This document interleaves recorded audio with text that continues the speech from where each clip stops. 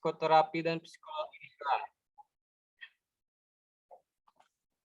Pada kesempatan kali ini, beliau akan membawakan materi yang berjudul tentang mengenal apa itu hipnotis dan apa itu hipnoterapi.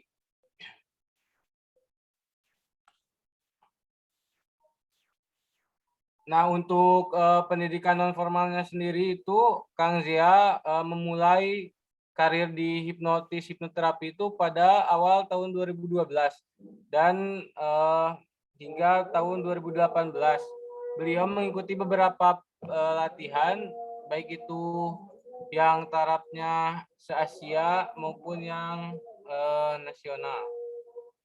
Untuk pengalaman kerjanya sampai sekarang beliau bergelut di bidang psikoterapis dan juga menjadi dosen di Stikes BTH dan STISA.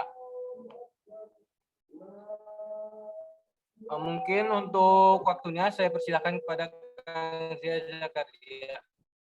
Kepada Kang Zia dipersilahkan. Oke. Bismillahirrahmanirrahim. Assalamualaikum warahmatullahi wabarakatuh.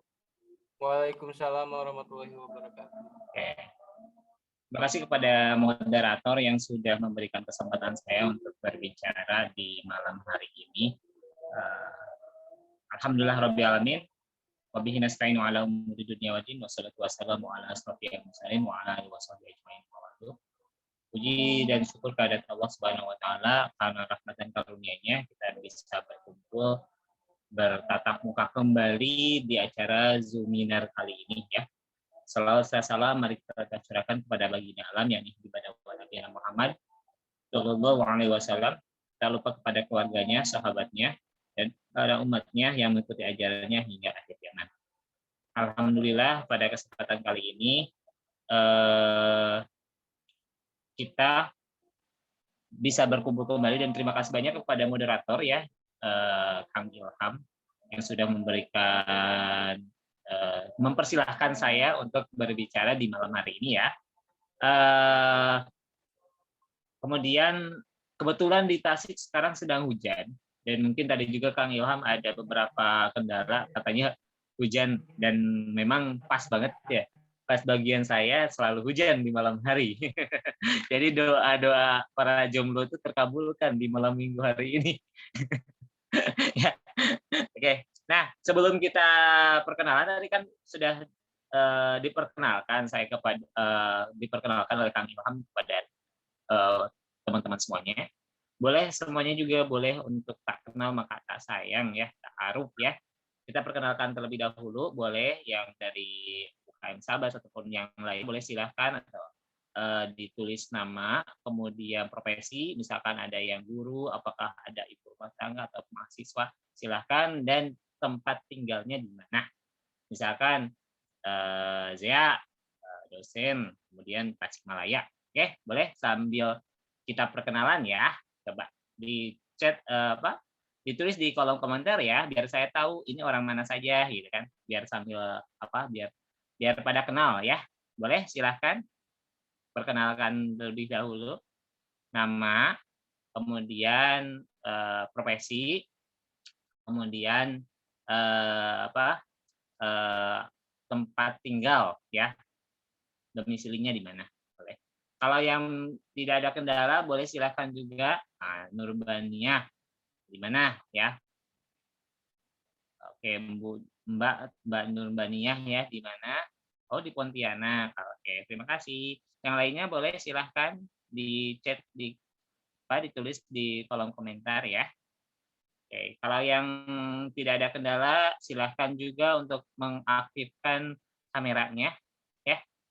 Boleh. Yang lainnya juga di sini ada beberapa kayaknya anak-anak UKM Sabas juga ya. Boleh silahkan ditulis nama, kemudian profesi dan alamatnya. Silahkan. Ini baru satu orang nih. Biar sama-sama kenal ya. Soalnya ini ada beberapa yang belum on cam ya. Kalau lebih bagusnya juga on cam ya. Biar saya tahu satu-satu wajahnya gitu. Ya, silahkan. Biar kita sama-sama saling mengenal ya. Oke, baru satu orang nih ya. Boleh yang lainnya. Oke. Ya.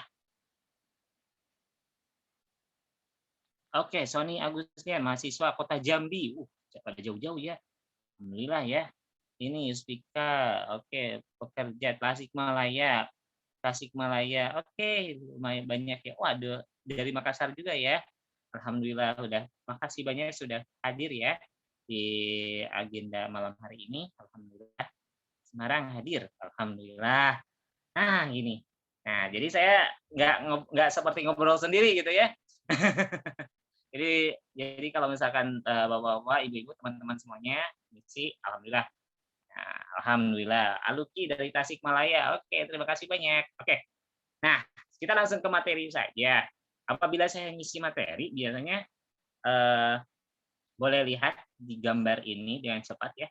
Nah, di sini boleh teman-teman lihat juga ada warna ya, warna merah, kemudian warna apa ini, biru, kemudian hitam, ada warna hijau, kemudian ada jajaran genjang, kemudian ada persegi ya, ada persegi ya. Nah, kadang-kadang kalau lihat gambar ini dengan cepat, kita istilah Sunda nama kawer gitu kan, atau pabulit, apa bahasa Indonesia.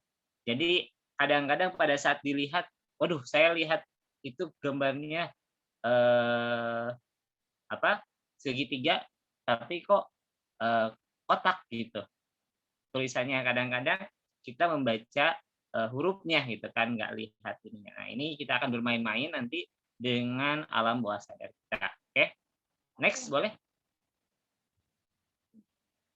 Oke, next ya, ayo Ham ya, soalnya waktu juga. Nah, ini. Nah, di sini juga sama. Ini ada warna hijau, kemudian merah, biru. Biasanya kalau misalkan secara offline saya sering bermain permainan kayak gini ya, supaya mengasah konsentrasi juga sebenarnya seperti itu. Hanya saja memang kalau misalkan teman-temannya bukan camp, ini agak rame sih. Cuman pada saat ini kendalanya kalau misalkan apa? Kalau misalkan daring ya atau misalkan webinar itu kita agak sulit berinteraksi sih biasanya seperti itu. Tapi nggak apa-apa gitu kan. Yang terpenting adalah sudah memahami itu ya bagaimana kita untuk permainan dengan alam bawah sadar. Oke, next. Nah, kita akan bahas tentang psikoterapi, hipnoterapi atau terapi psikologi menggunakan hipnosis, gitu kan? Terapi psikologi disebut juga psikoterapi. Hipnoterapi itu terapi psikologi menggunakan hipnosis. Nah, apa itu hipnosis, apa itu hipnotis, dan apa itu hipnoterapi nanti kita akan bahas. Oke, next boleh? Tanya Ham. Nah, menurut US Department of Education Human Service Division, ya.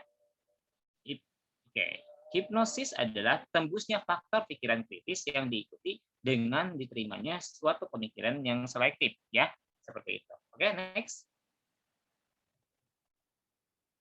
Nah, ini pertanyaan tentang hipnosis. Sebenarnya kalau hipnosis ini berasal dari bahasa Yunani ya, artinya itu dewa, dewi tidur. Tapi bukan berarti kita menyembah kepada dewa atau dewi tidur ya. Ini hanya sebagai penamaan saja, bukan berarti penghambaan seperti itu. Seperti itu ya. Jadi itu hanya sebuah penamaan saja. Sama seperti misalkan Merkurius, Uranus, Saturnus itu juga hanya sebagai penamaan saja ya. Bukan berarti itu juga nama-nama dewa, tapi itu hanya sebuah penamaan ilmu saja, bukan berarti penghambaan. Jadi seperti itu ya. Jadi, misalnya seperti menara, menara itu juga kan itu untuk dipakai untuk kaum majusi ya, gitu kan. Itu juga nar gitu kan, tetapi tetap dipakai oleh orang oleh kita kan. Jadi itu hanya sebuah penamaan, bukan berarti untuk penghambaan, kan ya seperti itu. Jadi kalau di bahasa Inggrisnya itu hipnosis itu ada ilmunya tentang alam bawah sadar ini, tapi kalau orangnya disebut dengan hipnotis. Nah, kalau di Indonesia diserapkan ya ilmunya disebut hipnotis, orangnya juga disebut hipnotis gitu. Nah, kalau misalkan dalam bahasa Inggris itu ilmunya itu hipnosis, orangnya disebut hipnotism ya. Jadi tugas 1 pertanyaan tentang hipnosis, tuliskan di sebelah pertanyaan-pertanyaan Anda mengenal mengenai hipnosis dan hipnoterapi. Untuk kita diskusikan selama ini workshop 2 hari ya, maksudnya nanti aja di akhir sesi ini kita akan bahas ya. Ini saya belum edit ya. Nah, gunakan 6 pertanyaan itu. Misalkan apa hipnosis itu, di mana, kapan, mengapa, bagaimana, berapa. Oke. Nanti kita akan mungkin akan ada timbul pertanyaan-pertanyaan seperti itu. Oke, boleh lanjut next. Nah. Oke, bentar ya.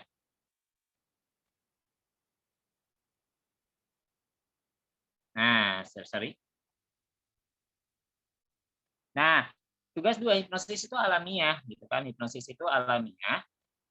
Jadi, contoh ya, kita menggunakan FAK ya, visual, auditory, dan kinestetik ya. Misalkan semua orang pernah pengalaman berikan ini ya, fokus larut dan hanyut perhatian di dalam diri. Ya, contohnya visual, menonton TV, menikmati lukisan, auditory, mendengarkan musik, mendengarkan pembacaan ayat suci, kinestetik, menikmati makanan, mencium harum bunga, olahraga, dan juga menari seperti itu. Jadi misalkan untuk visual, bayangkan Anda berada di sebuah tempat yang sangat indah sekali, seperti itu kan. Kemudian auditory, dengarkan sugesti saya, dengarkan audio ini, maka Anda akan jauh lebih tenang, lebih rileks. Kemudian kinestetik, misalkan rasakan Anda berada di sebuah tempat yang sangat indah sekali, dan Anda merasa sangat rileks, sangat nyaman, sangat bahagia, dan sangat bijaksana. Ya, seperti itu ya.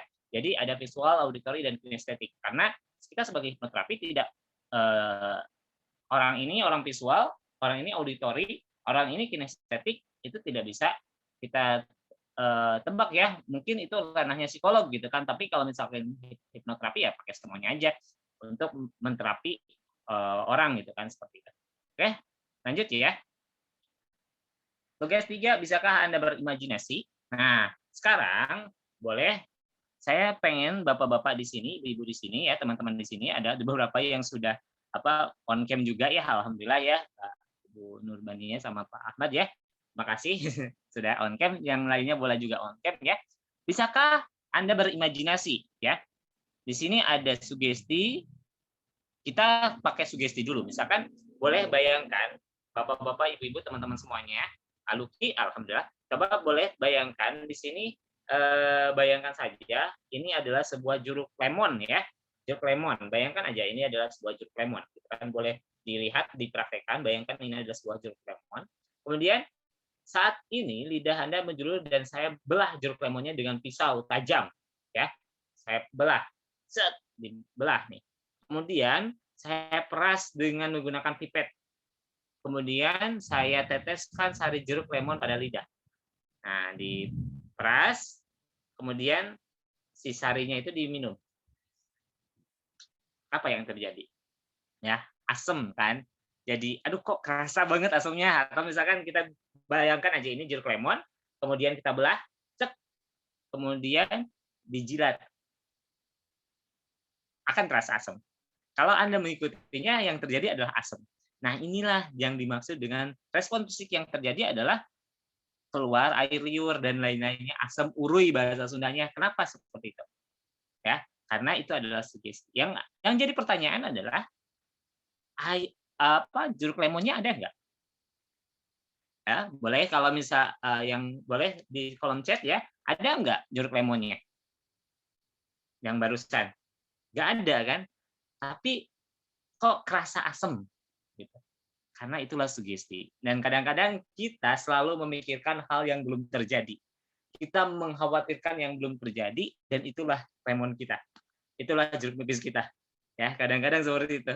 Nah, ini yang membuat kadang-kadang pikiran kita kacau gitu kan, dan lain-lainnya. Seperti itu ya. Itulah alam bawah sadar kita. Oke, boleh lanjut ya. Nah, kalau dalam Islam ya, lalu kenapa kita belajar hipnosis ya, ada usul fikih ya, mencegah suatu keburukan harus diutamakan dibandingkan melakukan suatu kebaikan ya. Di antara dua pilihan ini mana yang lebih cocok dengan kaidah tersebut ya?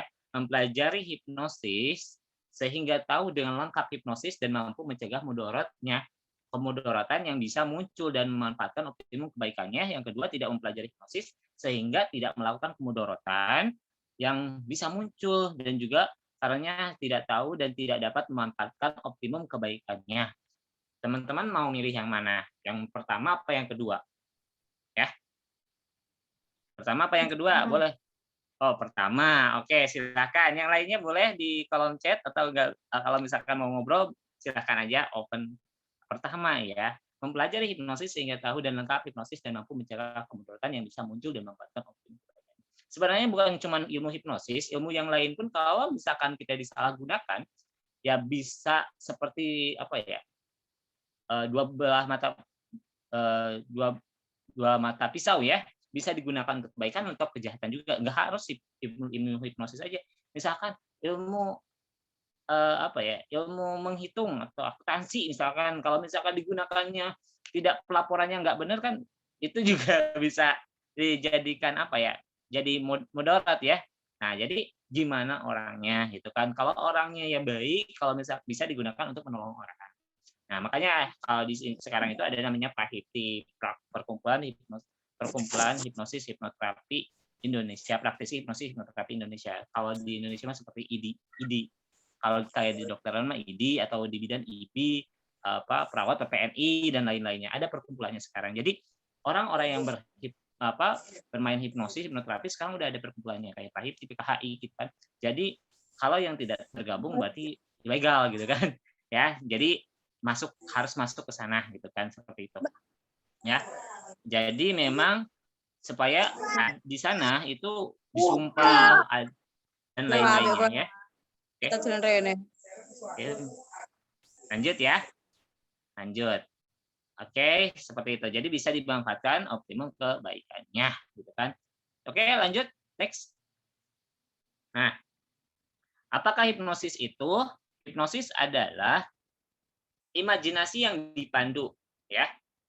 Kalau di Islam ya, bandingkan Rasulullah mengajak seorang nenek-nenek untuk membayangkan bahwa kelak di yaumil akhir tiada nenek-nenek di sana. Kemudian Rasulullah mengajak seseorang pemuda yang bertanya tentang zina untuk berandai-andai apabila yang dijinai itu adalah ibu atau saudaranya itu sendiri. Nah, itu pengertian dengan hipnosis. Jadi imajinasi yang dipandu, gitu kan? Itu menurut Barber tahun 1974. Oke. Oke, boleh. Kang Ilham? Oke, bentar ya.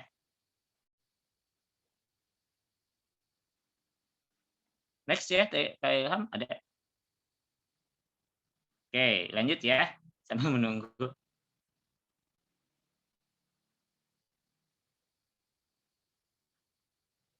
Nah, lanjut. Kemudian, apakah hipnosis itu? Hipnosis adalah keadaan konsentrasi yang mendalam, fokus yang memaksimalkan keterlibatan terhadap suatu ide atau rangsangan pada saat yang sama, gitu kan? Itu juga pengertian dari hipnosis itu sendiri ya. Oke. Oke. Bandingkan kata sahabat Nabi Muhammad, salatnya hingga telapak kakinya membengkak.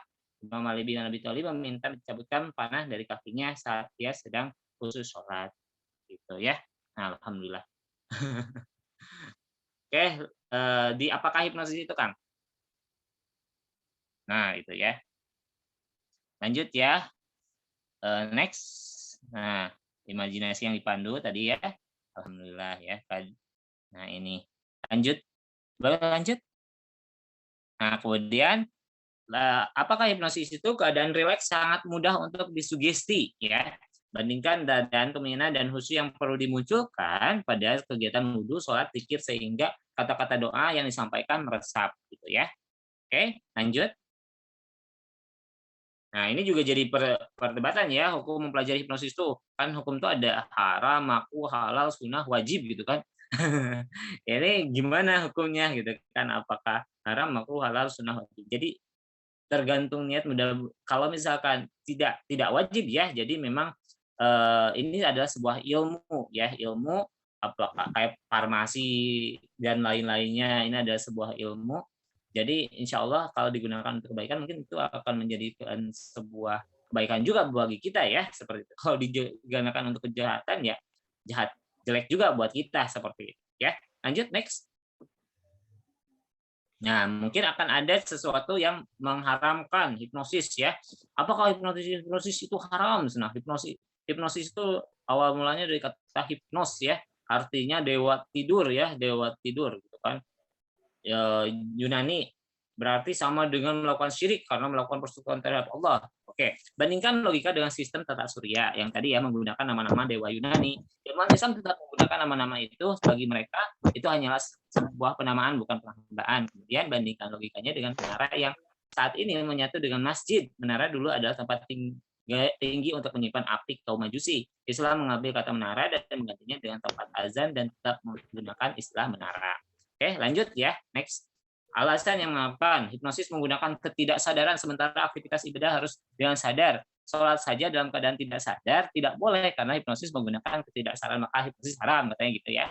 Ada kekeliruan akibat penerjemahan dalam bahasa Inggris unconscious yang diterjemahkan harfiah sebagai tidak sadar, padahal diambilkan sebagai melampaui kesadaran biasa akibat terjebak pada ketidakpahaman pada asal kata, maka ketidaksadaran unconscious yang merupakan fungsi dari afidah disamakan dengan mabuk atau akibat meminum khamar. Padahal enggak. Orang-orang yang terhipnosis itu sebenarnya sadar penuh lah gitu. Cuma nurut gitu kan, seperti itu ya bahasanya. Oke, lanjut next. Kemudian alasan yang mengharapkan hipnosis itu menguasai pikiran seseorang. Dia tidak memiliki peran sendiri. Ini memandang bahwa orang ini tidak berakal. Ya, hipnosis itu menguasai pikiran. Nah, cara pandang ini muncul akibat seseorang mengambil kesimpulan terlalu dini atas menonton tayangan stage hipnosis di acara hiburan televisi, gitu ya. Jadi anak-anak kita saja tahu bahwa acara di TV adalah rekaan, ada skenario, ada trik, dan karenanya ada kehendak sadar dari para pelaku di dalamnya. Bahkan dalam stage hipnosis saja kehendak dari para peserta diperlukan dan kebebasan peserta untuk berperan serta. Jujur aja, saya sebagai praktisi hipnoterapi ya, psikoterapi hipnoterapi, kadang ada yang datang ke saya pengen diterapi, tapi dia bilang, Kang, saya nggak misalkan, Kang, saya nggak disuruh guling-guling kan, nggak inget kan, nggak seperti itu. Jadi hipnosis itu, hipnoterapi itu bukan seperti itu. Ini ada kesadaran gitu kan. Kalau stage hipnosis pun tidak semuanya berhasil. Kalau yang gagal ya nggak bisa. Jadi harus ada kesepakatan dulu. Ya, misalkan dalam hipnosis itu ada namanya persuasi terselubung, geset gitu kan. Misalkan pada saat saya bilang tidur, Anda harus tidur ya. Jika menurut kepalanya dia ngangguk gitu, itu bisa. Tetapi kalau dia nggak ngangguk, nggak bisa, nggak ada persetujuan, nggak bisa. Seperti itu ya. Lanjut ya. Ya, alasan yang mengharamkan hipnosis ya. Hipnosis itu memanfaatkan jin. Seseorang yang meminta bantuan jin, ia telah melakukan tindakan yang haram katanya gitu ya. Untuk membuktikan Untuk membuktikan tuduhan ini, tentunya sang penuduh harus tahu bahwa ada jin yang dengan karakteristiknya dan tahu metode yang membuktikannya, dan mampu pula mengajarkan ke orang lain dengan cara mudah mengenai hal itu. Ya, sayangnya orang-orang yang berpendapat ini, yang pertama tidak mampu memberitahu jin dan karakteristiknya, yang kedua tidak memiliki metode teknik mengidentifikasi jin atau tidak seperti itu. Jadi ya kalau pakai celana jeans mungkin ya, kalau pakai jeans enggak gitu kan, insya Allah enggak kayak gitu ya. Lanjut ya. Yang selanjutnya, hipnosis itu membuka aib seseorang. Ini sama dengan gibah. Gibah itu haram karena itu hipnosis haram. Aib menurut siapa? Sesaat seseorang menonton acara TV, sadarkah penonton bahwa saat sebelum pengambilan adegan ada perjanjian khusus antara produser dengan yang bersangkutan? Ada seperti itu. Saya juga pernah ya di salah satu TV swasta ya, tetap ada skenario-nya karena itu kan hiburan. Hiburan itu baik itu sulap, pokoknya drama, sinetron. Kadang kita juga terhipnosis ya karena sinetron, misalkan sekarang lagi booming-boomingnya, misalkan Rintihan Suara Hati Istri, dan kemudian Yang Putus dan lain-lainnya, ikutan emosi. Wah, emosi ke bawah dalam situasi yang dalam keadaan sekarang kadang-kadang nggak ujug-ujug marah sama suaminya gitu kan. Padahal si istrinya cuma nonton film gitu kan. Padahal film itu ya sandiwara gitu kan. Jadi kalau hiburan pasti ada unsur entertain-nya ya. Kalau yang semua yang ada di TV itu ada unsur entertain-nya kayak gitu. Jadi tidak semuanya juga berhasil gitu kan. Kalau yang gagal nggak ditayangin, yang berhasil ditayangin. Kalau kalau misalkan yang kayak misalkan zaman dulu ya, ya salah satu artis yang melakukan hipnosis seperti itu, eh, ya kalau mereka kan ngebayar tuh ya artis yang dihipnosisnya, kalau nggak berhasil ya nggak dibayar seperti itu kan.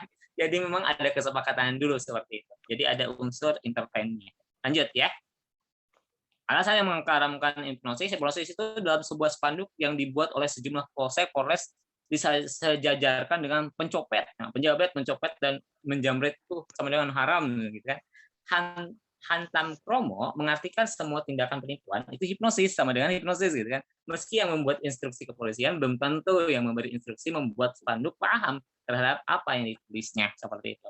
Jadi ya ini sebenarnya mereka belum paham ya, tapi nggak apa-apa lah, makanya kita pahamkan di sini ya, mudah-mudahan baca juga tadi. Jadi tidak ya istilahnya itu penipuan gitu kan ya, tapi penipuan sama dengan hipnosis kayak gitu. Jadi seperti itulah.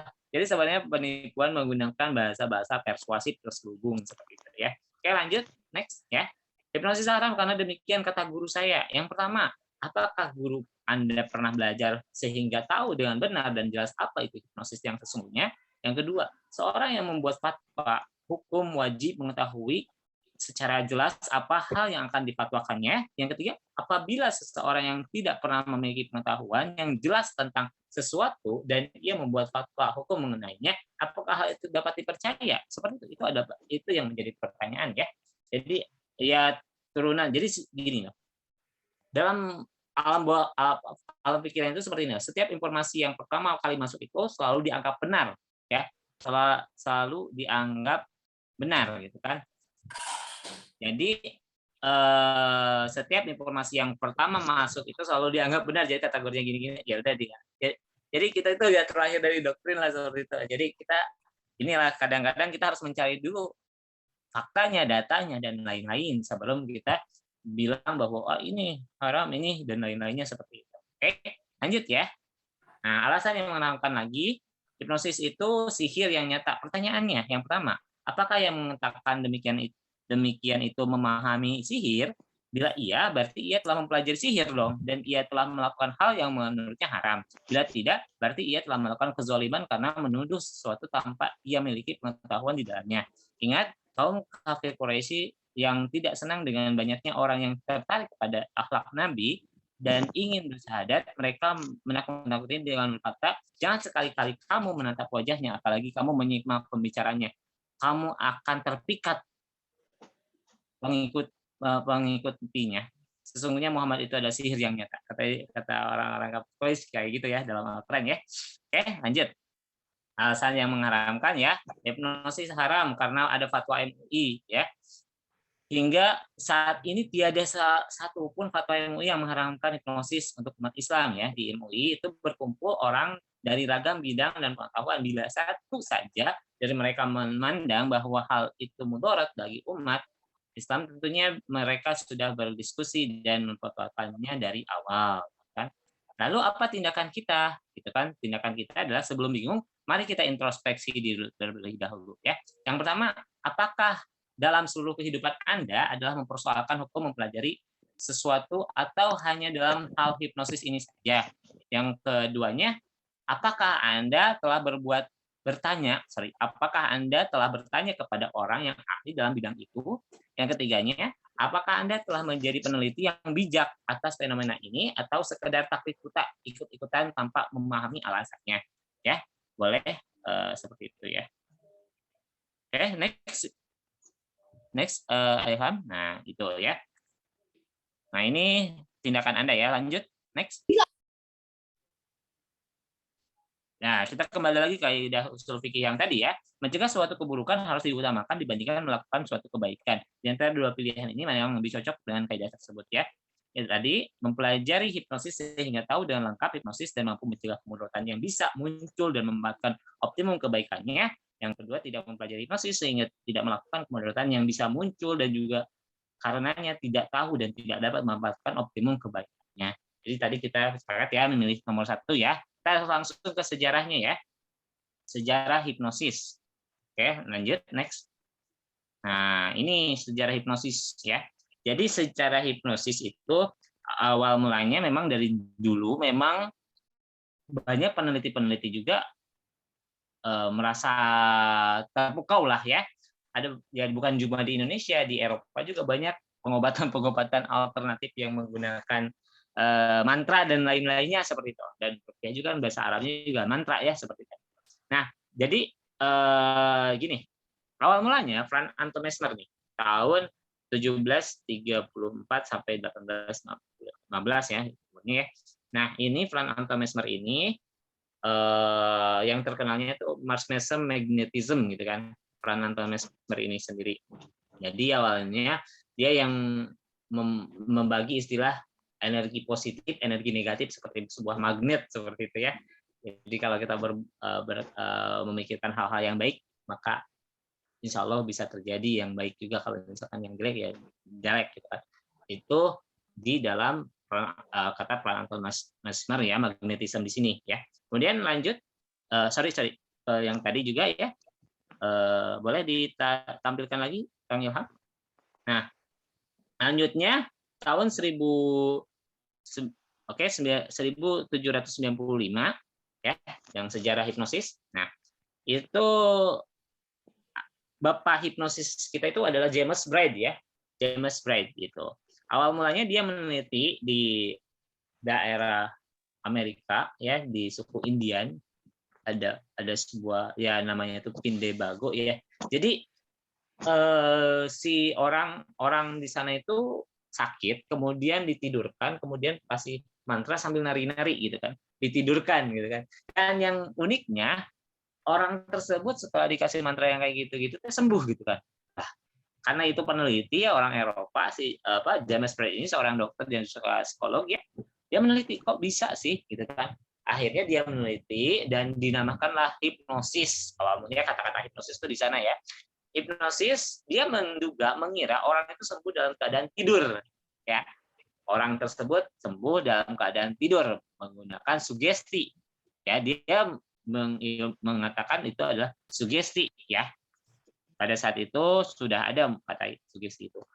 Kemudian ternyata pada saat diteliti dan itu menggunakan bahasa Yunani ya, yang hipnosis itu yang artinya dewa atau dewi tidur itu ya. Kemudian pada saat diteliti si James Braid itu menemukan tidak harus ada kata tidur untuk mempengaruhi orang, untuk mensugesti orang. Akhirnya digantilah menjadi monoideisme. Cuman yang jadi masalah adalah kata hipnosis ini udah terlanjur terkenal gitu kan.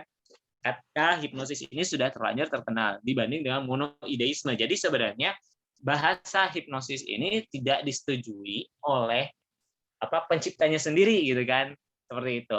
Jadi ini yang uniknya karena sudah terkenal, udah terlanjur terkenal kayak kita aja ya. Kalau misalkan makanan ringan disebutnya ciki, padahal itu adalah merek gitu kan seperti itu. Kemudian tapi semuanya disebut itu. Kalau misalkan air minum dalam kemasan ya disebutnya Aqua gitu kan, meskipun itu mereknya Ron, Gaya Aqua dan lain-lainnya seperti itu. Karena itu yang pertamanya ya sudah terlanjur terkenal ya akhirnya digunakanlah kata hipnosis. Sebenarnya dalam dunia psikologi itu ada beberapa yang memang tidak nggak hal yang nggak aneh sih kayak mindfulness, kemudian banyaklah istilah-istilah psikologi ya seperti itu.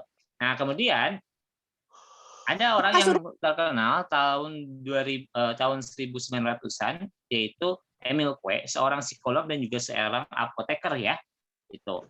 Nah dia mengatakan bahwa ini adalah afirmasi sugesti ya. Dia menuliskan dalam resepnya kepada semua klien-kliennya, dia nuliskan seperti ini, every day and every way I'm getting better and better. Yang artinya hari demi hari dalam segala hal saya lebih baik dan lebih baik, semakin baik. Dia bacakan itu setiap pagi 20 kali, malam 20 kali. Jadi bangun pagi 20 kali, malam 20 kali. Ya, dia menuliskan gitu, kemudian membacakan hal itu. Dia menuliskan itu dan membacakan hal itu selama 21 hari sampai terputus. Kata dia, pemaksaan itu untuk menjadikan sugesti itu masuk ke dalam pikiran kita, kata dia.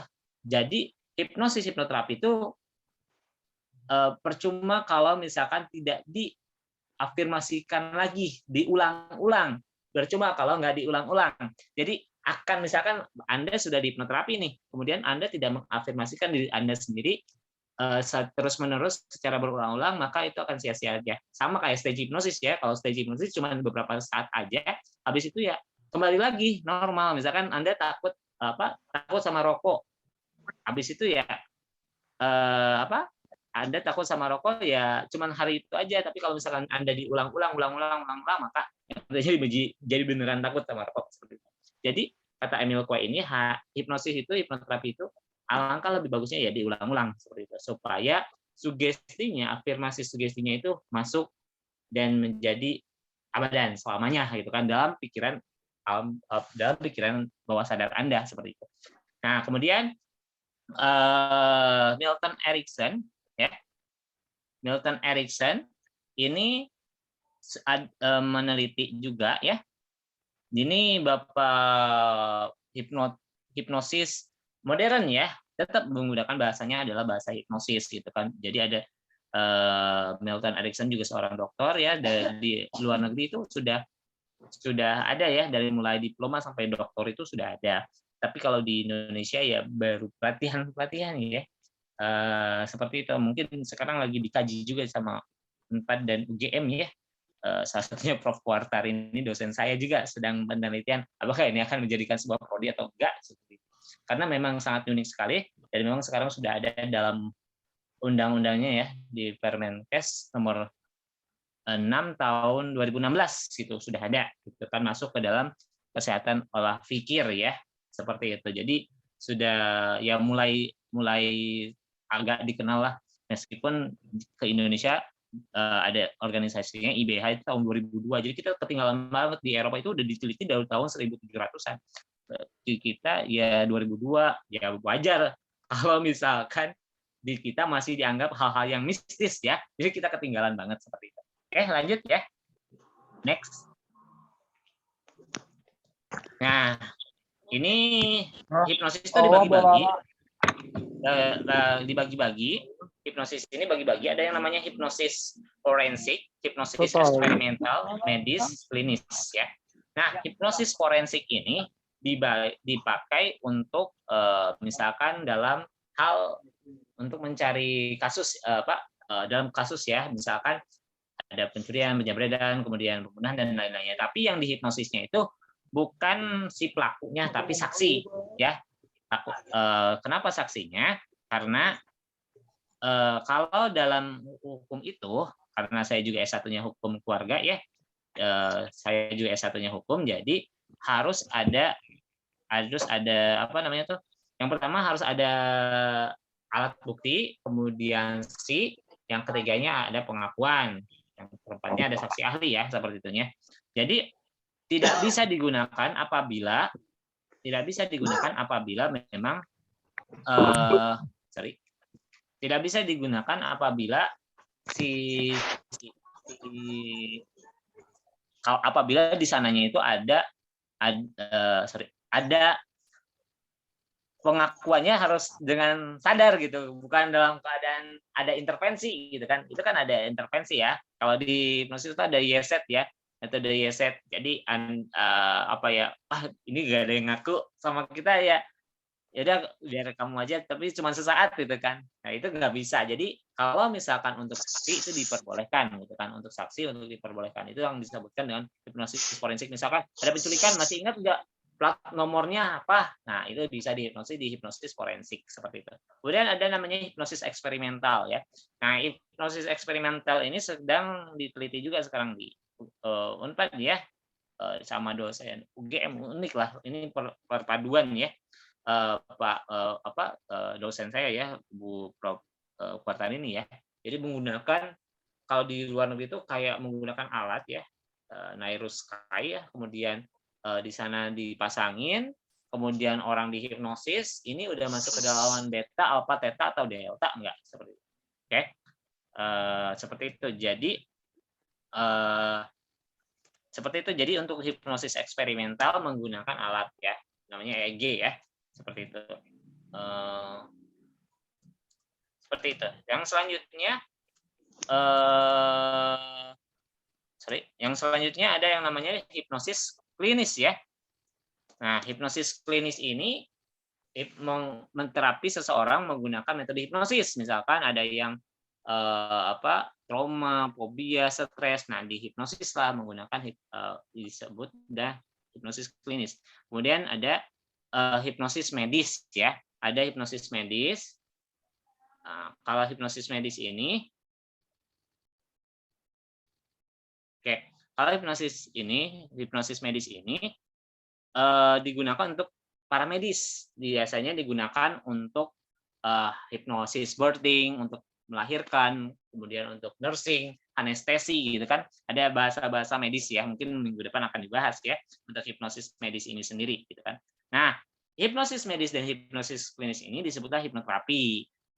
Psikoterapi, terapi psikologi menggunakan hipnosis seperti itu ya, hipnoterapi itu. Kemudian ada yang namanya hipnosis hiburan. Nah, hipnosis hiburan ini kayak misalkan ya di televisi ini berkembang banget untuk hipnosis hiburan. Makanya kadang-kadang penghipnoterapi itu disangkanya apa ya, segala bisa gitu. Ya ini kadang-kadang ya hipnosis hiburan ini ada orang yang datang ke saya, "Kang, saya nggak lupa nama kan, nggak guling-guling kan, nggak seperti itu hipnosis itu, nggak seperti itu ya, seperti itu ya." Oke, lanjut next.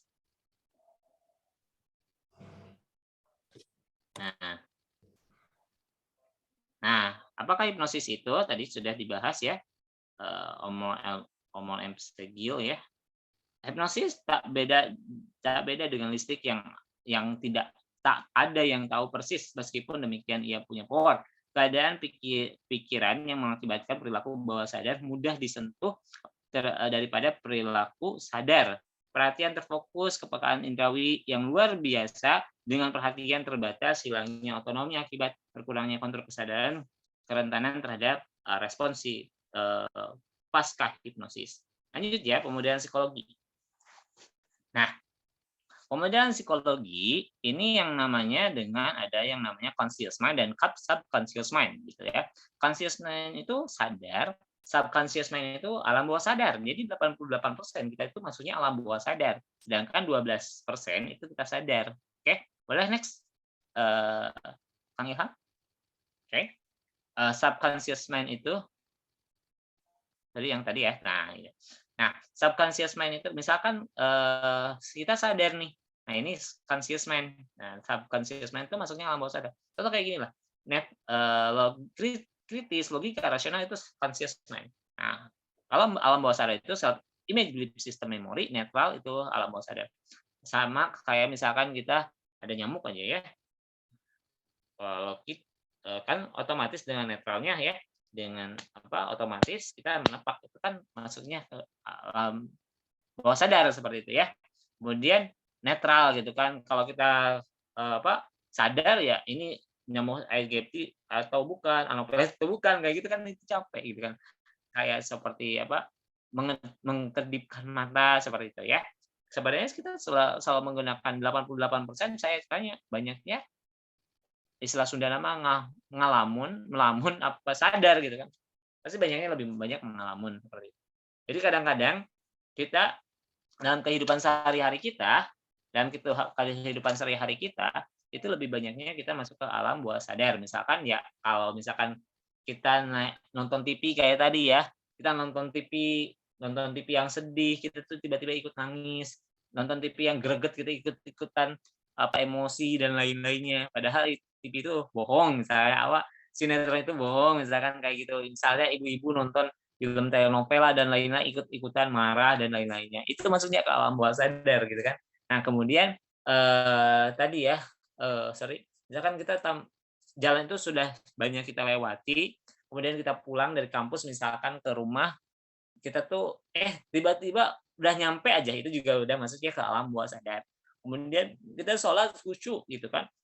Kita sholat khusyuk, kemudian hening, tenang, itu juga maksudnya ke alam bawah sadar kita juga ya.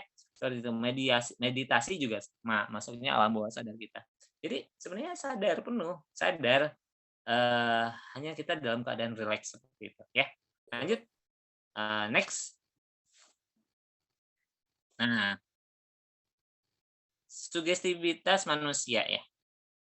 Pengaruh iklan ya, ini, orang terpengaruh oleh pengaruh iklan, apalagi sekarang ya banyak, apa namanya tuh, kalau misalkan ada info-info langsung di-share.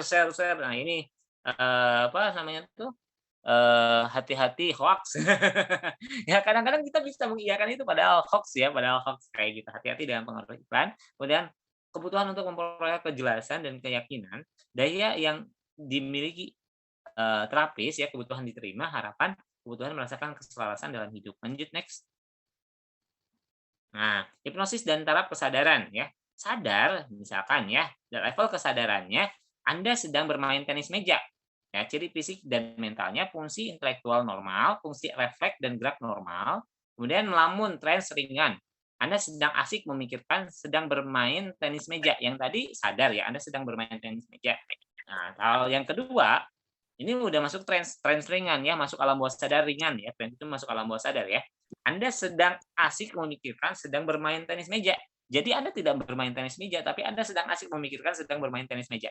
Tubuh menjadi rileks, kemudian nafas melambat dan ritmis masuk ke dalam diri. Perhatian terarah pada kegiatan yang dibayangkan, pembicaraan atau kejadian apapun yang mungkin ataupun tidak mungkin. Kayak tadi ya, jeruk nipis, jeruk lemon dibelah, nggak ada tapi kerasa gitu kan seperti tadi. Kemudian tren sedang. Anda membayangkan saat ini sedang bermain tenis meja. Nah, kalau tadi kan asik memikirkan sedang bermain, tapi ini Anda membayangkan saat ini sedang bermain tenis meja. Jadi membayangkan memang sedang bermain, tapi tidak main gitu kan, seperti itu. Jadi kesadaran akan dunia sekitar hilang, mata menutup, ya. Kemudian kesadaran terhadap fungsi internal meningkat seperti denyut jantung atau nafas. Yang keempatnya bayangan semakin intensif, kata-kata dipahami secara harfiah. Oke, lanjut ya. Next. Nah, kemudian level kesadaran range dalam, Anda secara fisik merasa Anda sedang bermain tenis meja. Nah, kalau tadi ya, kalau yang tadi 2 itu Anda sedang asik memikirkan sedang bermain tenis meja, yang kedua Anda membayangkan saat ini sedang bermain tenis meja, yang ketiga Anda secara fisik merasa Anda sedang bermain tenis meja. Jadi memang gerak-gerak gitu kan ya. Penurunan kegiatan dan keluaran energi penurunan kegiatan dan keluaran energi, yang keduanya kekakuan pada bagian tubuh, perhatian terpusat, sugestibilitas meningkat, ilusi penginderaan meningkat juga, penerima rangsangan dengar dan lingkungan menurun, fungsi kreasi semakin meningkat. Nah, kemudian ada yang namanya tidur. Nah, itu Anda bermimpi. Seperti itu ya. Oke, lanjut next. Nah, manfaatnya hipnosis itu, hipnoterapi itu apa sih? Ya, manfaatnya itu yang pertama rileks, mengurangi ketegangan, fokus, konsentrasi, meningkatkan ingatan, meningkatkan refleks, meningkatkan kepercayaan diri, mengendalikan nyeri, meningkatkan kehidupan ke rumah tangga, meningkatkan pengolahan dalam efisiensi, meningkatkan motivasi, meningkatkan hubungan antara pribadi, memperlambat penuaan, memfasilitasi jenjang karir, kurangi kecemasan dan depresi, meningkatkan keberanian, menghilangkan sakit kepala termasuk migrain, menghilangkan alergi dan kelainan kulit, memperkuat sistem kekebalan tubuh atas serangan penyakit, mencegah kebiasaan yang merusak termasuk fobia, meningkatkan kemampuan memutuskan, meningkatkan kualitas pribadi dan kualitas hidup, mengatasi OCD ya, yang bolak-balik itu ya, beberapa kali gitu kan, menghilangkan insomnia, meningkatkan kesadaran spiritual, meningkatkan raga, jiwa, dan makna. Ini ada manfaatnya juga ya, kalau misalkan Anda berarti kepada yang ahlinya yang sudah ada sertifikat profesional hipnoterapi. Jadi jangan yang abal-abal yang akunya seperti dukun dan lain-lainnya gitu kan. Hati-hati seperti itu ya. Oke, lanjut bahaya hipnosis. Bahaya hipnosis tidak ada asal memperhatikan yang pertama indikasi penggunaan hipnosematik, penyusunan kata-kata. Kadang-kadang kalau misalkan si hipnoterapis itu memberikan energi kata-kata negatif, itu bisa terjadi ya. Seperti hukum law of attraction, apa yang sering kita ucapkan itu yang akan terjadi. Jadi seorang hipnoterapis itu harus memberikan kalimat-kalimat positif ya. Kemudian mengerti proses fisiologis psikodinamika serta patologi suatu gangguan ya, terampil, kemudian bertanggung jawab, yang terakhirnya adalah profesional seperti itu ya. Jadi kalau misalkan yang tidak profesional hati-hati juga ya. Jadi bisa dilihat ada dia punya sertifikat izin STPT-nya enggak, kemudian ada dia punya legalitas hipnoterapi profesional enggak, karena ya kalau yang tidak mempunyai itu biasanya menggunakannya cocokologi kayak gitu ya. Dicocok-cocokkan gitu kan. Nah, hati-hati ya seperti itu. Oke. Jadi sekarang ya agak rapih lah, sekarang mah sudah rapih, ada organisasinya, enggak kayak dulu ya. Kalau dulu banyak sekali yang ngaku-ngaku ya penghipnoterapi tapi alamnya dukun-dukun kayak gitu lah. Seperti itu ya. Itu ini sesuatu ilmu yang ilmiah kok jadi mistis kayak gitu ya, seperti itu. Oke, ya, lanjut ya. Next, Kang Ilham boleh next? Oke, yang selanjutnya. Oke, nah tadi ya by hipnosis sudah dijelaskan. Tadi indikasi penggunaan rampil dan lain-lainnya. Oke, langsung. Nah, langsung next aja. Tadi udah dijelasin. Nah, ini critical area ya. Yang tadi saya jelaskan, visual, auditory, kinesthetic, gustatory, dan olfactory. Visual, pembayangan, auditory, pendengaran, kinesthetic, perabaan, gustatory, olfactory, penciuman, dan juga perasaan. Jadi, critical area adalah penyaring informasi filter yang dipengaruhi oleh analisa logika, etika, dan lain-lainnya. Keaktifan critical area juga berbeda-beda untuk setiap situasi dan kondisi, serta dipengaruhi oleh fokus, minat, dan juga emosi. Jadi intinya dalam menghipnosis seseorang itu ya, bagaimana caranya untuk dari conscious mind ke dalam subconscious mind, dari sadar ke alam bawah sadar. Jadi dibikin rileks ya, untuk menghancurkan critical area gitu kan, supaya tidak ada faktor kritisnya seperti itu. Jadi masuk ke dalam subconscious mind itu sendiri gitu kan, seperti itu. Maaf bila pemahaman kata-kata saya kurang tepat ya, dan memang seperti itu, jadi masuk dalam kondisi conscious mind ke subconscious mind seperti itu. Oke, next. All hypnosis is self hypnosis. Jadi ini rumusnya. Jadi all hypnosis self hypnosis. Setiap hipnosis adalah self hypnosis. Seorang penghipnotis atau seorang hipnoterapis itu hanya sebagai fasilitator. Klien itu adalah subjeknya. Jadi setiap hipnosis adalah sebenarnya self hypnosis. Jadi hipnosis tidak akan bisa apabila si klien tidak menyetujuinya, ya. Hipnosis tidak akan bisa apabila si klien tidak menyetujuinya.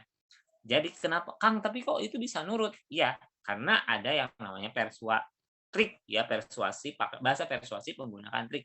Contoh bahasanya seperti inilah, kalau di dalam hipnosis ya, pada saat saya bilang tidur, Anda tidur ya, jika mengerti angkat kepalanya, dia ngangguk.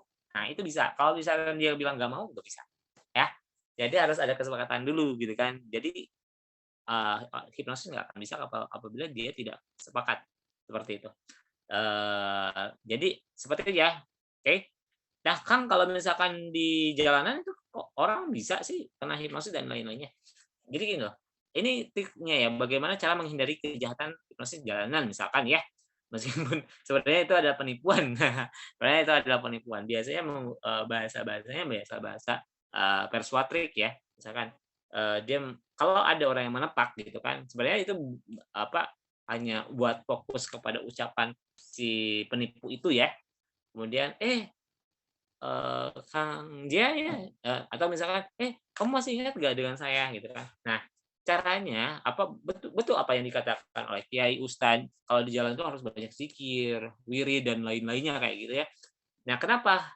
Karena pada saat Anda membaca itu, Anda fokus pada bacaan Anda, ya. Anda fokus kepada bacaan Anda. Jadi sehingga pembicaraan dia tidak terfokuskan sama Anda. Nah, kemudian pada saat atau ya kadang-kadang kan takutnya yang nepak itu memang sahabat kita ya, takutnya itu memang sahabat kita.